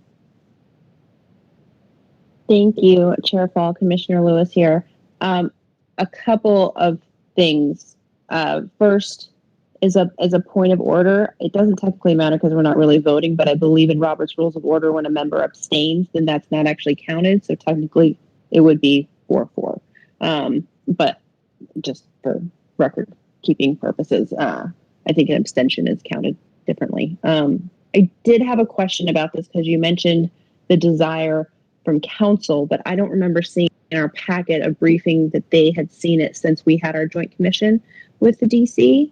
Is there an updated, other than the general desire they had voiced to us prior that was in our packet, is there an update on new direction from the council on this? No, we haven't taken anything to council since the study session on natural environment topics. Yeah. Okay. As somebody who watched you guys present to DC and saw their discussion, and then they were gracious enough to come and discuss it with us. What I heard was one very knowledgeable and esteemed member make a comment about these high technical aspects. And it wasn't necessarily a consensus of DC, but yet it's now been filtered into kind of this could be a way to go. So it then begs me saying, Lucy, have you found that it's very common that DC comes and says, we don't know what we're doing. This situation with the road is really hard. As somebody who's kind of a fan of DC, has been following them over the years, I haven't necessarily felt that in the way that they have adjudicated, in the way that they've dealt with applicants. So I think it's a fair conversation.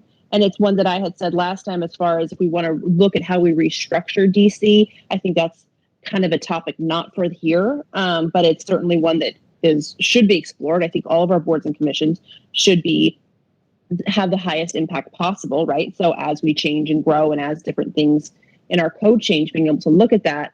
But I'm not seeing an overwhelming need again to be able to redefine and take away any kind of decision making from DC.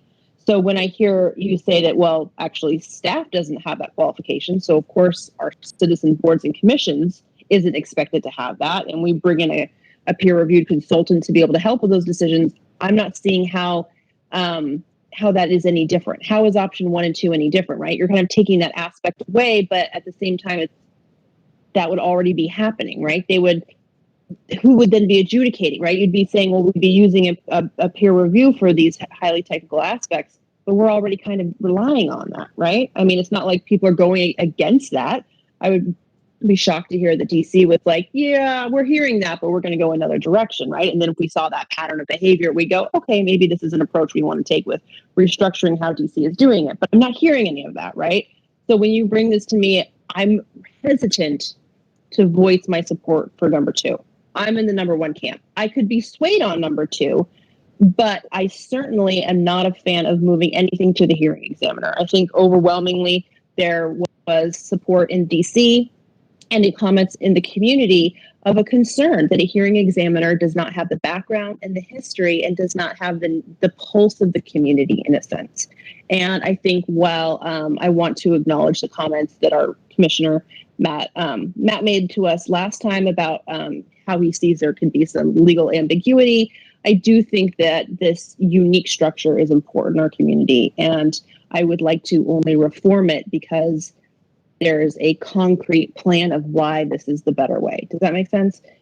I'm a proponent of keeping the decision making with DC, and if there needs to be tweaking to move to number 2, then I can be swayed on that quite easily, but I also need to see a little bit more as far as here's the background, right? Kind of the same way that we asked for the CPIT numbers of being able to say, you know what, this does come up a lot and this is a better way, then that's no problem. But I'm certainly not a fan of the other options that move it to having more of a community meeting and hearing examiner situation. Thank you. I would just to speak to the limited point that you're fairly asking about DC and the technical aspect. I actually have heard them say that it is an uncomfortable situation to be put in. Okay. They're asked to read technical definitions given wetland biologist reports and being asked to weigh in when there's a lot of public comment that they really don't. They're going to be turning to staff and our technical experts who we're turning to as well. And I think that they just feel like that is misleading to the public about the authority that they have, and is not maybe the best use of their time and focus in terms of where that community expertise, shall we say, resides. Same with transportation. We're going to be, as staff, very hesitant to weigh in where an applicant's engineer and the city's engineering consultants have said that this is the safest, most technically supported design for this roadway. And I think that one thing I would add that is important is not only public notice for these studies when they're in and being reviewed, but we also post them all to the active projects map. So we're making it available. I think that there are members in the community who are super interested in various aspects, and they should, we want those comments.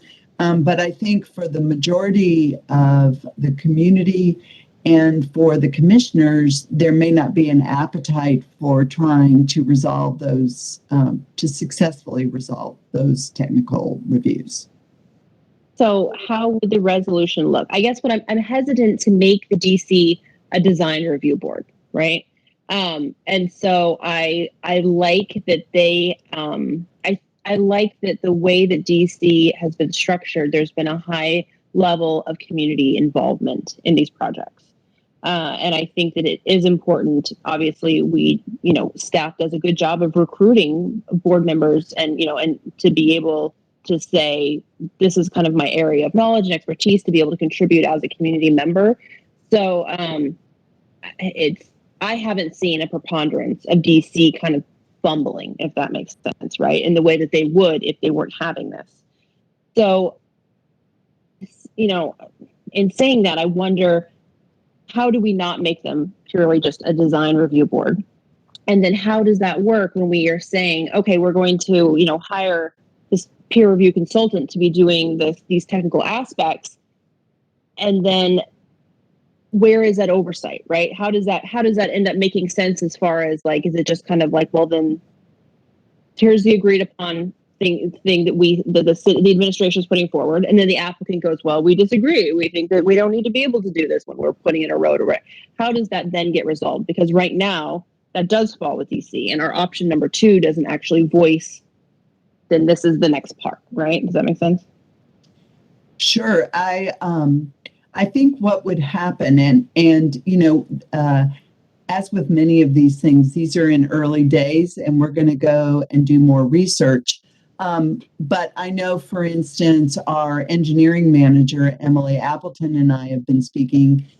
She worked at Gig Harbor for many years, and they did this kind of process with critical areas, in which an early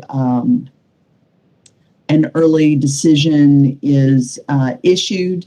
If there is a disagreement between staff and the applicant would have that opportunity to appeal that decision to the hearing examiner and have a meeting or some kind of hearing on that decision that allows the experts to weigh in and the hearing examiner to make a decision. I think but the conflict becomes the amount of that we can only have one public hearing. So in effect, if we split them, is the problem. We're not able to have a hearing examiner only look at a piece of the pie effectively, right? When we're looking at. Well, we've got to explore that, but if we issue an interpretation on a project and it is appealed, that can have its own appeal process that is separate from the rest of the permit. So it's a good question. The other piece, I think, is to identify what the edges are of these early decisions. So, and I'm making this up, but shoot the messenger if I get this wrong. But for instance, it may be agreeing on the critical areas and their classification and therefore their buffer. And for instance, maybe any changes that would be proposed to that, say buffer averaging, would then go to the Development Commission.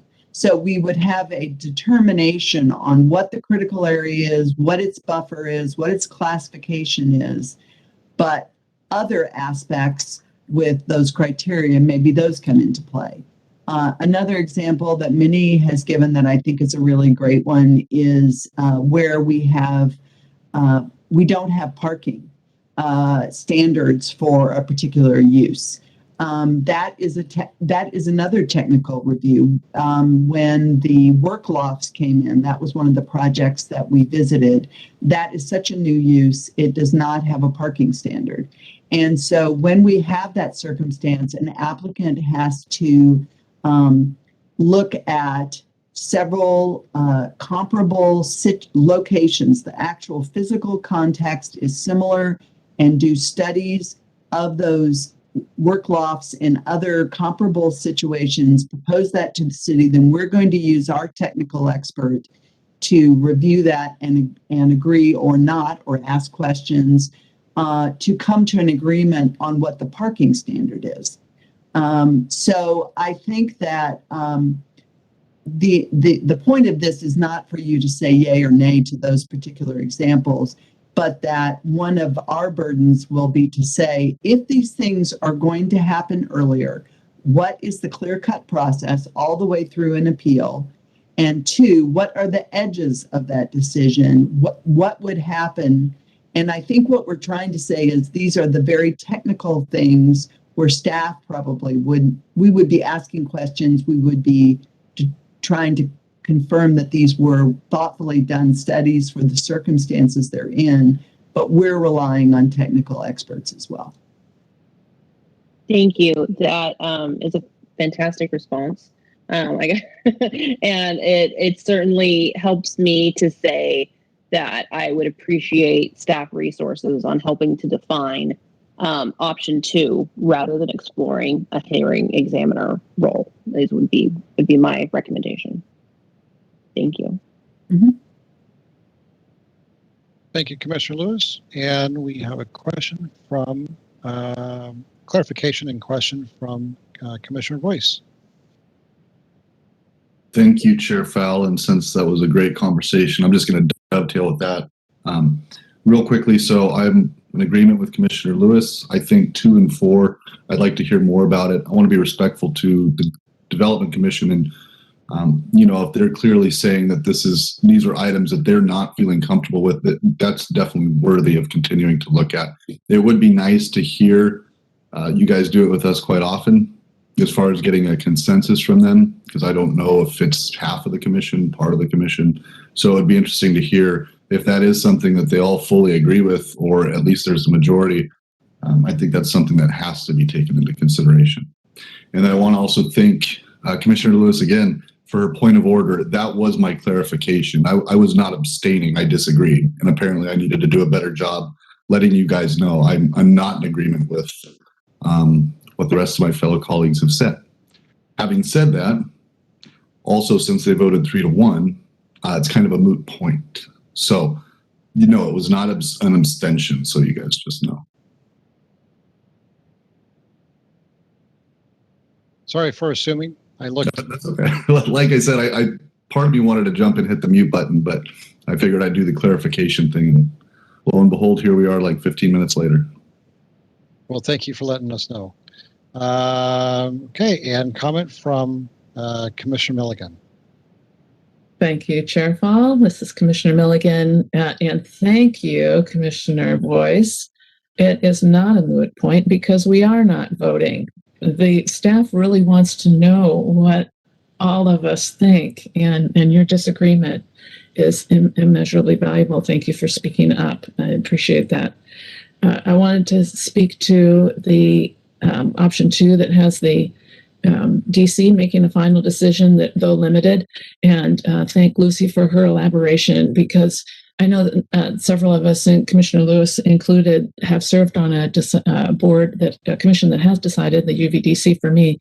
And I would not say it was an insignificant number of times that I felt uncomfortable with a technical review and having to try to include in our decision whether we agreed with the technical review.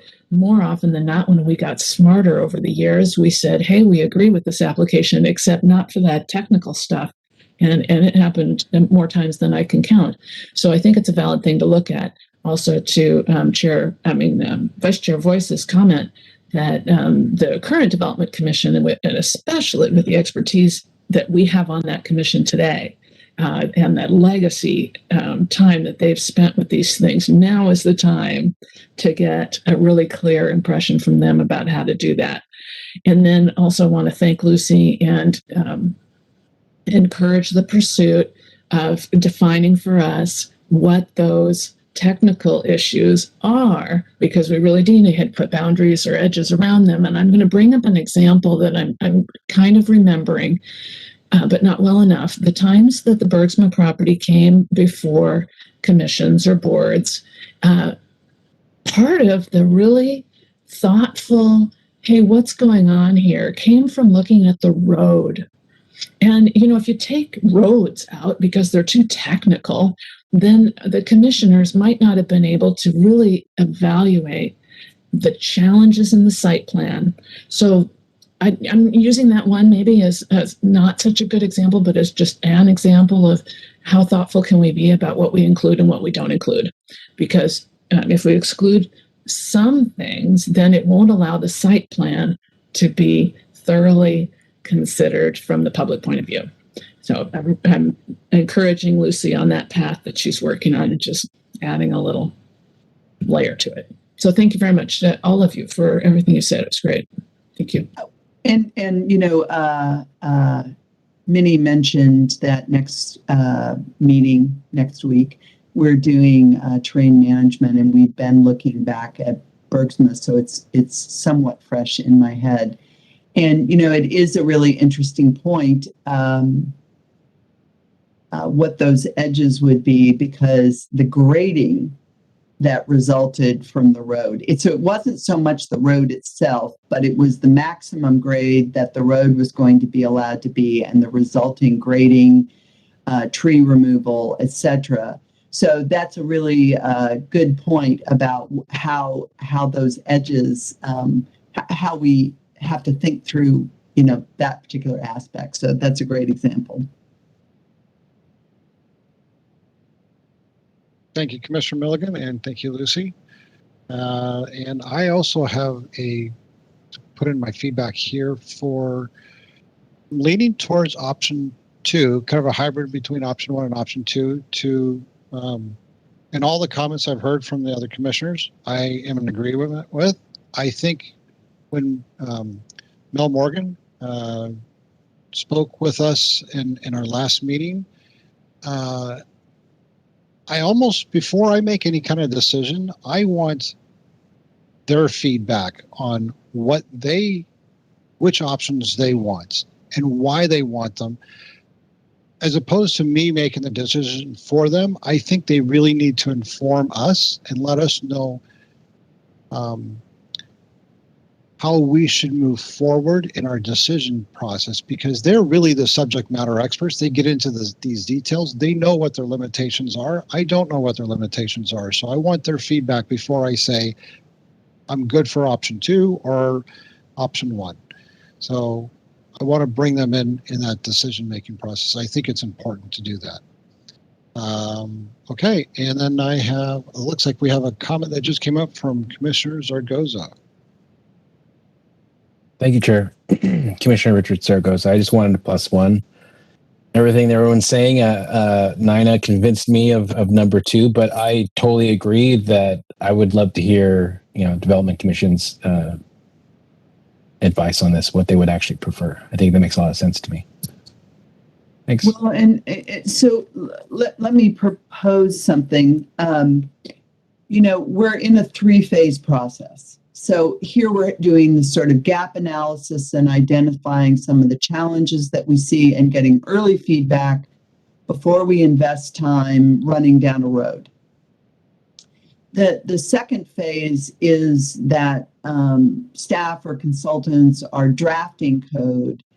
We do internal review, and then we are planning about a month-long external review. And I'm wondering, while I very much appreciate Chair Fall's point that they are the subject matter experts, I wouldn't be surprised if they wouldn't have exactly the same questions that you would about where those edges are and such. Not that they wouldn't maybe have a more confident opinion. But I'm just wondering if they will need to see the same sort of draft on procedures rather than relying on more hypotheticals. So that's just, I'm just posing that as remember that we're in this 3-phase process, and it may be including them with the month-long external review may be a better opportunity to get their feedback, because we would invite them, each of the commissions or boards, back with that second phase. So that may be a more meaningful time for them to speak to your questions. Yeah, but I think I hear you in terms of if there is broad agreement of retaining Development Commission as a decision maker, but giving them the tools to be successful, and also for anyone that appeals their decision to be upheld in the court, of having a very clear criteria, establishing that criteria and the bookends of what their scope of review is. We would create that, get their feedback before we come back to you. Is what I think is a suggestion that might work. Looks like we have a, thank you. Looks like we have also a comment from Commissioner Lewis.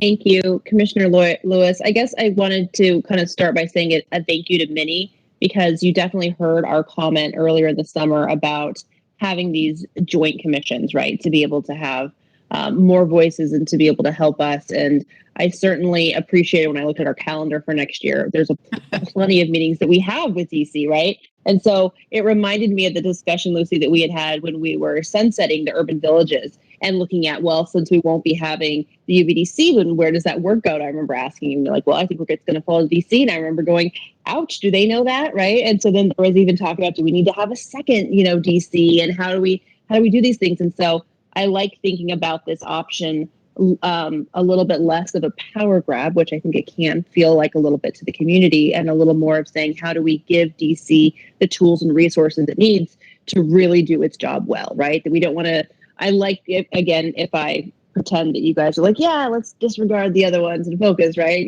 Then being able to say, how do we really fine tune and give them the tools to be able to be the most successful that they can be? So as we go through and we have all these joint commission meetings and we're looking at Title 18, it's very applicable to have this kind of umbrella of having DC tell us, this would be an example of where we would or wouldn't like to be able to have things. It might kind of be something where instead of us hearing from them, it's kind of this building process as we do find those edges. So thank you for that, those future times together. All right, thank you, Commissioner Lewis. I'm not seeing any additional comments or questions from the commissioners. And okay, so Minnie, what's next?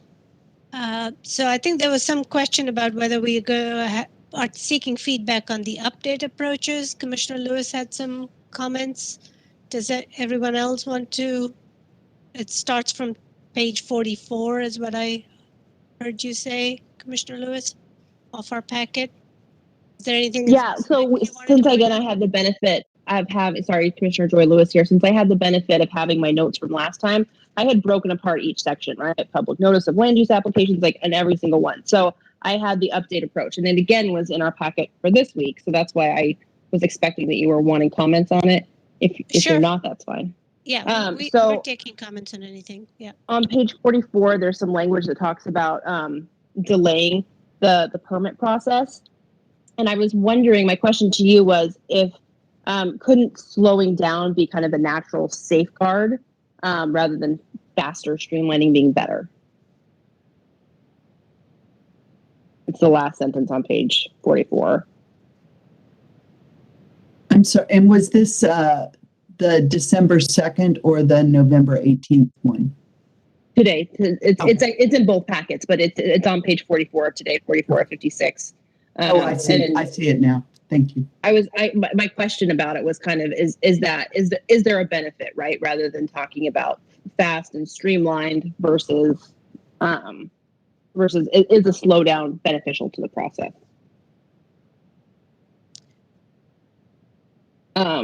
That's okay. It doesn't have to be Beneficial answered to right now. who, I guess. Beneficial to.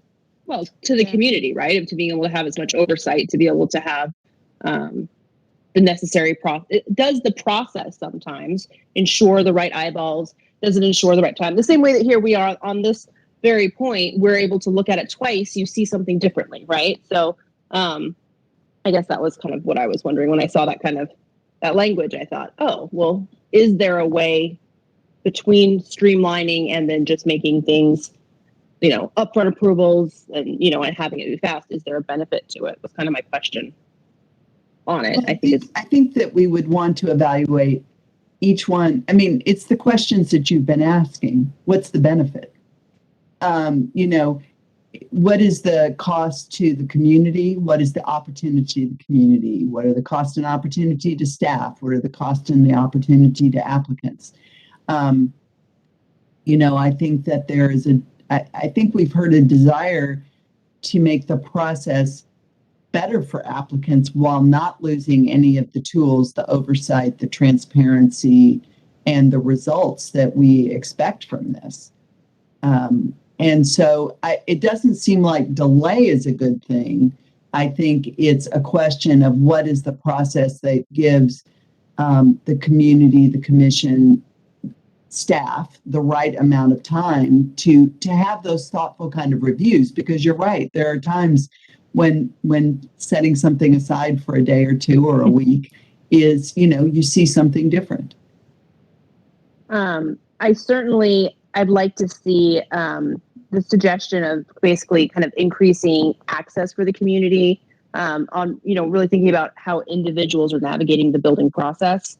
I think that there is these kind of two classifications. And I think on one hand, we talk about the kind of partners we want to have in the community, the developers we want to partner with. There's a reason that we want to work with highly skilled, fantastic developers. But then there's also people who have pieces of land who want to be able to do something different with it, right?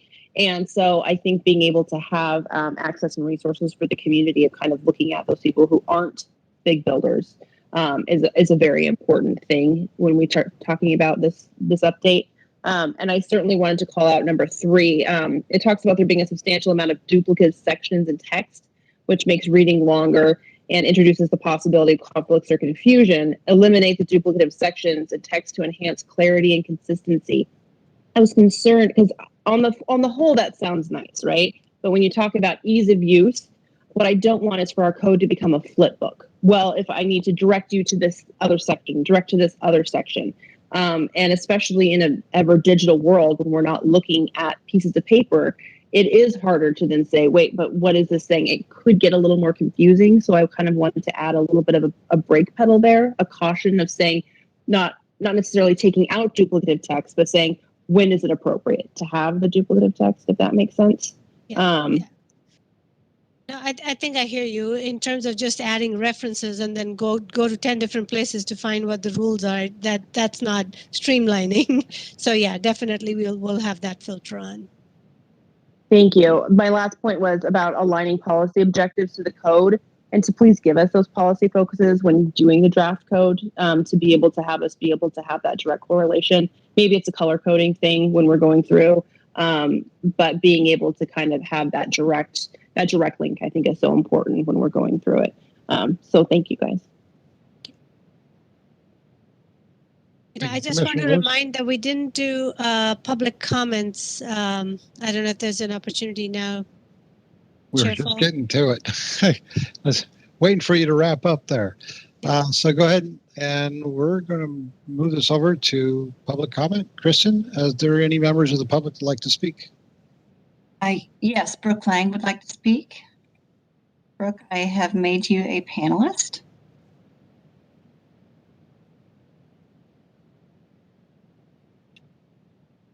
And you can turn on your camera if you would like, and you are unmuted.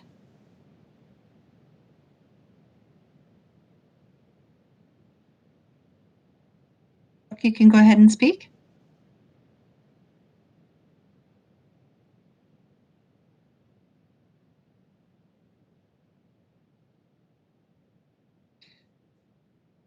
We can't hear you.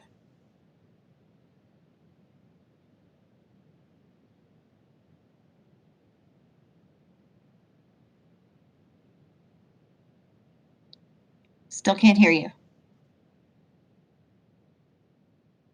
No. If there's something that you'd like to email to me, I can read it.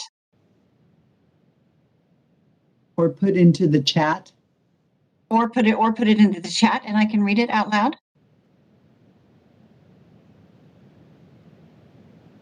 Maybe try and call in.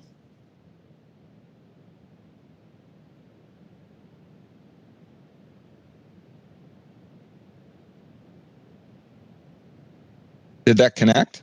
Ah, there we go. Yay. I can hear you now. Okay. Yeah, too many Bluetooth things hooked up or something here. I just wanted to comment real quick, and I have some other comments I can reach out to at a further time when I'm a little bit more defined on it. But I did just happen to see that this was the administrative adjustment section on it. And I heard a lot of talk about there, and I have some experiences. This is, Minnie knows I'm working on something where there was talk about, if we have standards, why would we ever do a administrative adjustment? And I'll keep this short. And I'm saying that I think there is something to be said about if you have, a very well defined and you have a standard, why would you ever, change the standard? Why would you ever do an administrative adjustment if a standard is there? And what I think that I would say to the panel members is the issue really comes between maybe the answer is if you are trying to do something and there's a square and somebody just says, well, I just don't like the standard, so I want something different, maybe that's the time you say no. But I think the comments that people are making is you can't think of every situation. And so the point is, what if something is a unique situation? That completely changes it, meaning somebody could come in and say, well, I want an administrative adjustment because you don't really account for my situation. And so that is where and hence comes the problem. The easiest thing I can say is if it's somewhat to my example, which, I'll reach out to you guys later, is if you have a square property and you have the front of the property on one side, and then you have the sides and the rear, and somebody just says, well, I don't like the rules. I don't like the standards that you said. I want a different standard. Then you're right. Why would you give that person a deviation, or why would you do an administrative adjustment for them? Maybe you wouldn't. And so the clear thing I'll say is if you do all the notices and somebody asks for it and nobody complains and everybody's kind of like fine, maybe you give them an administrative adjustment or maybe you don't. But the point is that's when there's nothing unique. In other words, it's very well defined. There's no reason to give an administrative adjustment other than the fact that you just want it. The problem becomes when I or somebody points to something and say, you're not really accounting for this. You don't really have it well defined. And so that's where you come in and you ask for an administrative adjustment. So that's the only comment I would say is I think the defining line that you guys are talking about is when a citizen comes in and says, it doesn't really fit in the box. You guys haven't really accounted for this situation. And that's why I think you need an administrative adjustment there. So I think it would be horrible to the community to just say, we don't ever want to do administrative adjustments. I realize that your problems you have is when somebody has to be the decision maker about, well, is this unique or not? And then the second question is, there's nothing unique about it. I think you as the panel need to decide, are you going to allow someone to have an administrative adjustment when there's nothing unique about their situation? Then you get into, well, what if nobody complains? What if you send all the notices and nobody complains and this person wants to do something? Do you want to let him do it? Do you want to let him have an administrative adjustment that clearly the person doesn't deserve because there's nothing unique and nobody complains? Do you give them an administrative adjustment because they want it and they're the citizens and the taxpayers? That's all I have to say. Did everybody get an idea of what I'm trying to say? All right. Thank you very much.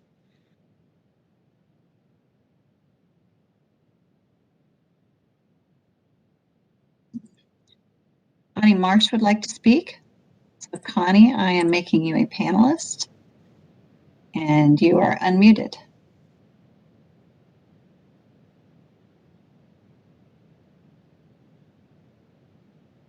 Okay, so Connie Marsh.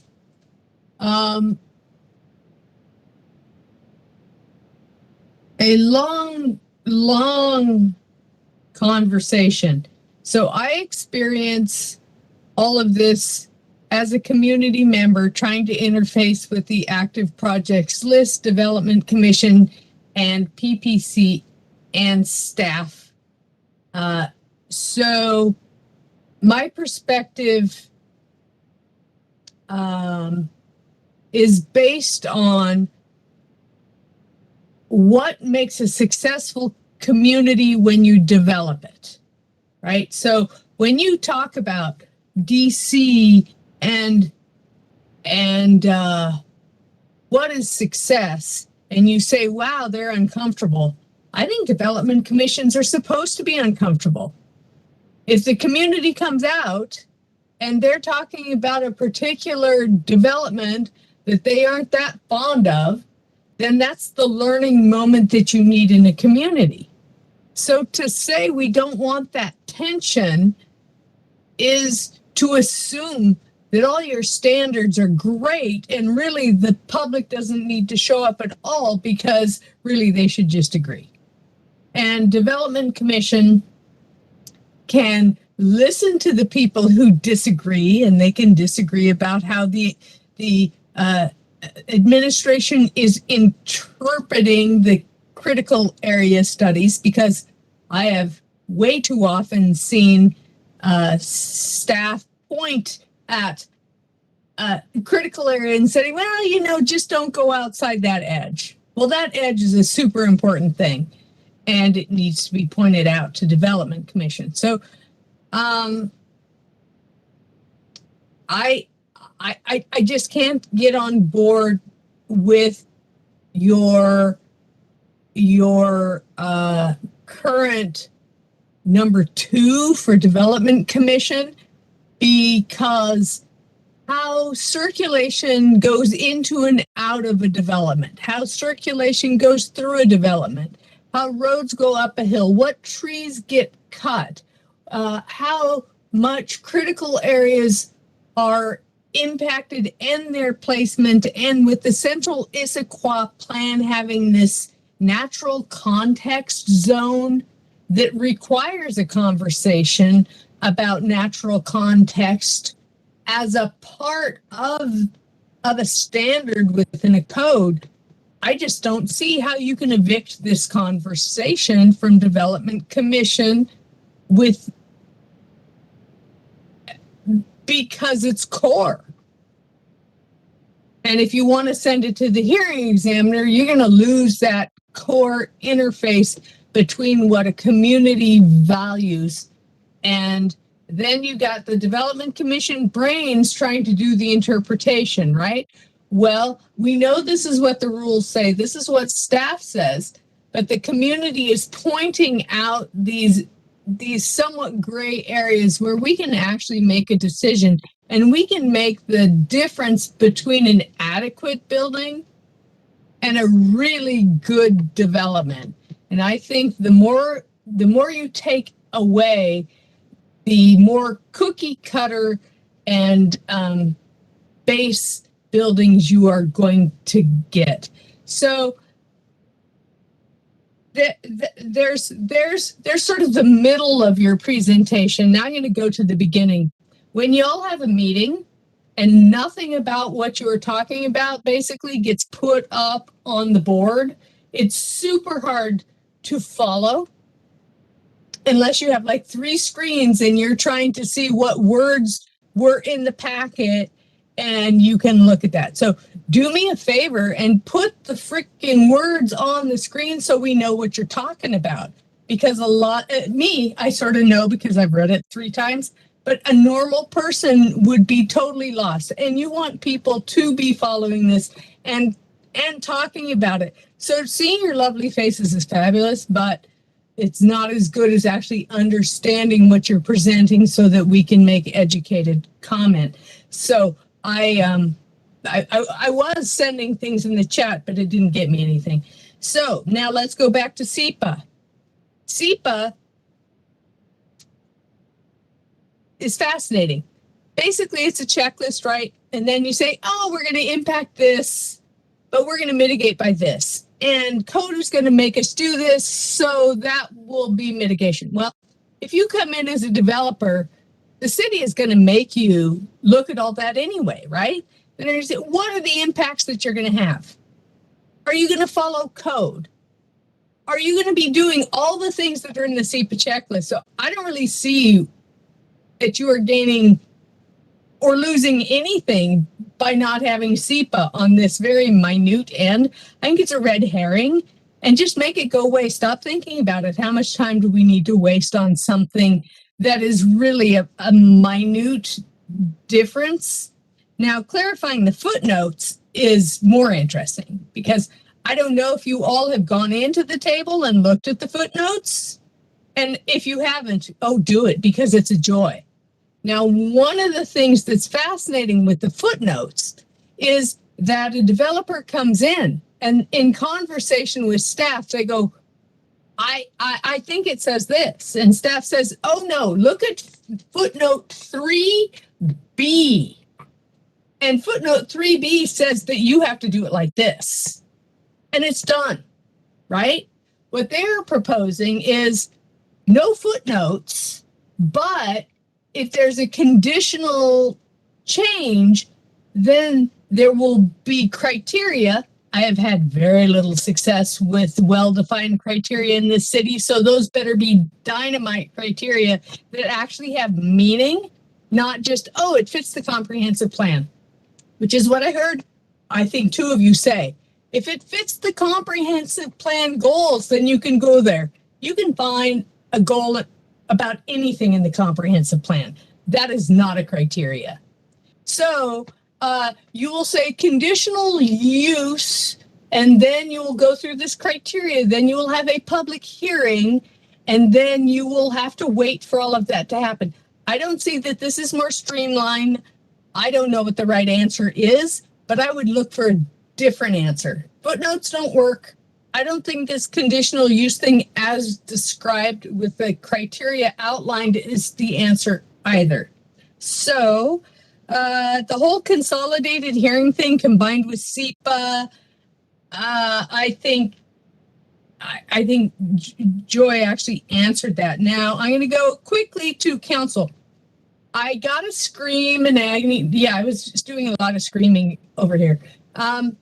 When staff comes to you and says, council has decided, they've given direction already. So that's the wrong order. Council should not be deciding anything in advance of PPC. Staff shouldn't be coming to you and saying, oh, this is done. We don't need you to speak to this. You always should be asked to speak to it, because you are advisory to council. After your advice, they make the decision. They don't make those decisions without your advice. And I would say insist that you be heard. And let's see. Again, I'm going to go back to the beginning. When you look at all of these, what is missing is, what is success? What are you aiming for each of these things? And I don't think that is clearly stated, and I don't think that their actions clearly say how success is going to be provided. So I would at the end of every topic say, how is this making the process or making this more successful, and through whose eyes? Because it may be success on a variety of levels. So how is it working for everyone? And I think that's the lens, the continual North Star lens that you need to be looking for. So now, and finally, I thought you guys did great tonight. I really thought your conversations were important and thorough and very thoughtful. So I appreciate all of your time and energy on this. And I know I sound like a whiner, but I really appreciate what you are doing. So thank you very much.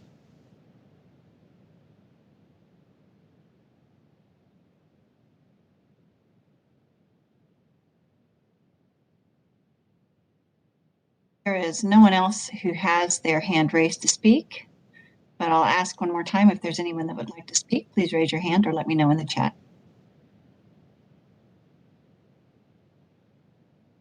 There's no one else that would like to speak.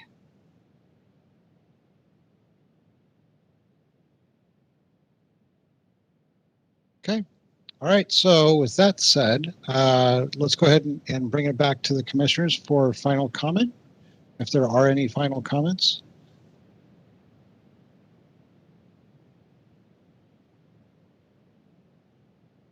Not seeing any final comments in the chat. So let's go ahead and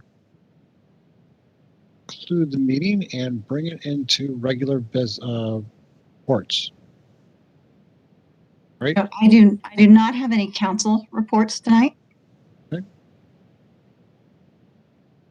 And any other business or announcements? I have quite a few. Yes. So I'm going to step back though, and I will double check. But if memory serves me correctly, if this were a formal public hearing meeting, abstinence actually is a yes vote. So we need to be sure to do both yeses and nos when taking votes. Okay, so that's one. Second of all, I'm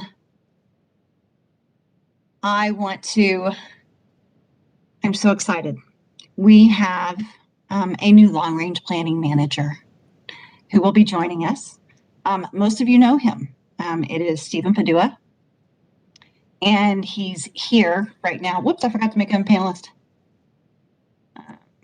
Is here right now. For the meantime, we will probably eventually transition, I am sure.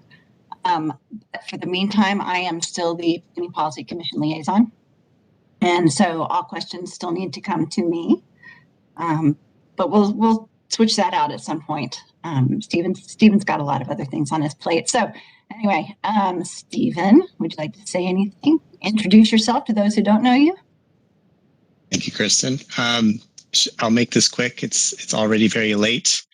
I appreciate it. Thank you so much for having me tonight to introduce myself. My name is Stephen Padua.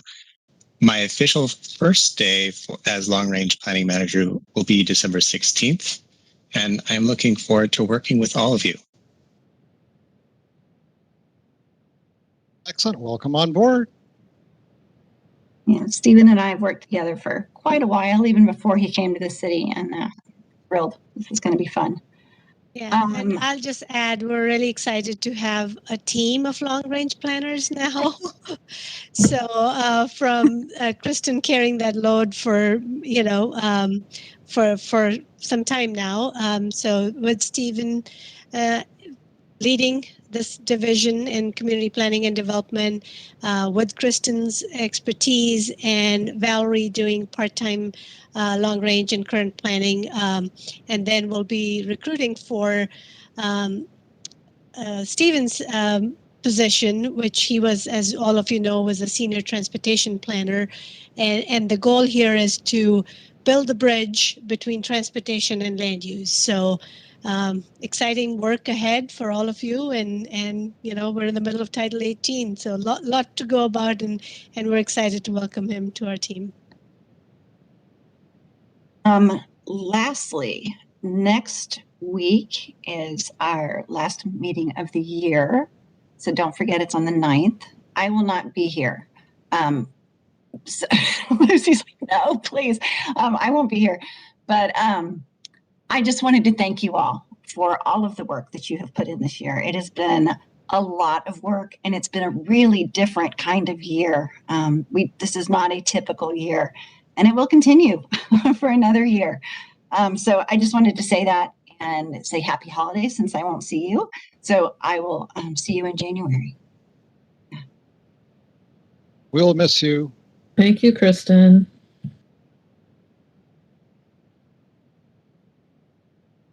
And I muted myself, but that's all I have. Okay. All right. So with that said, we'll go ahead and adjourn the meeting at 9:13.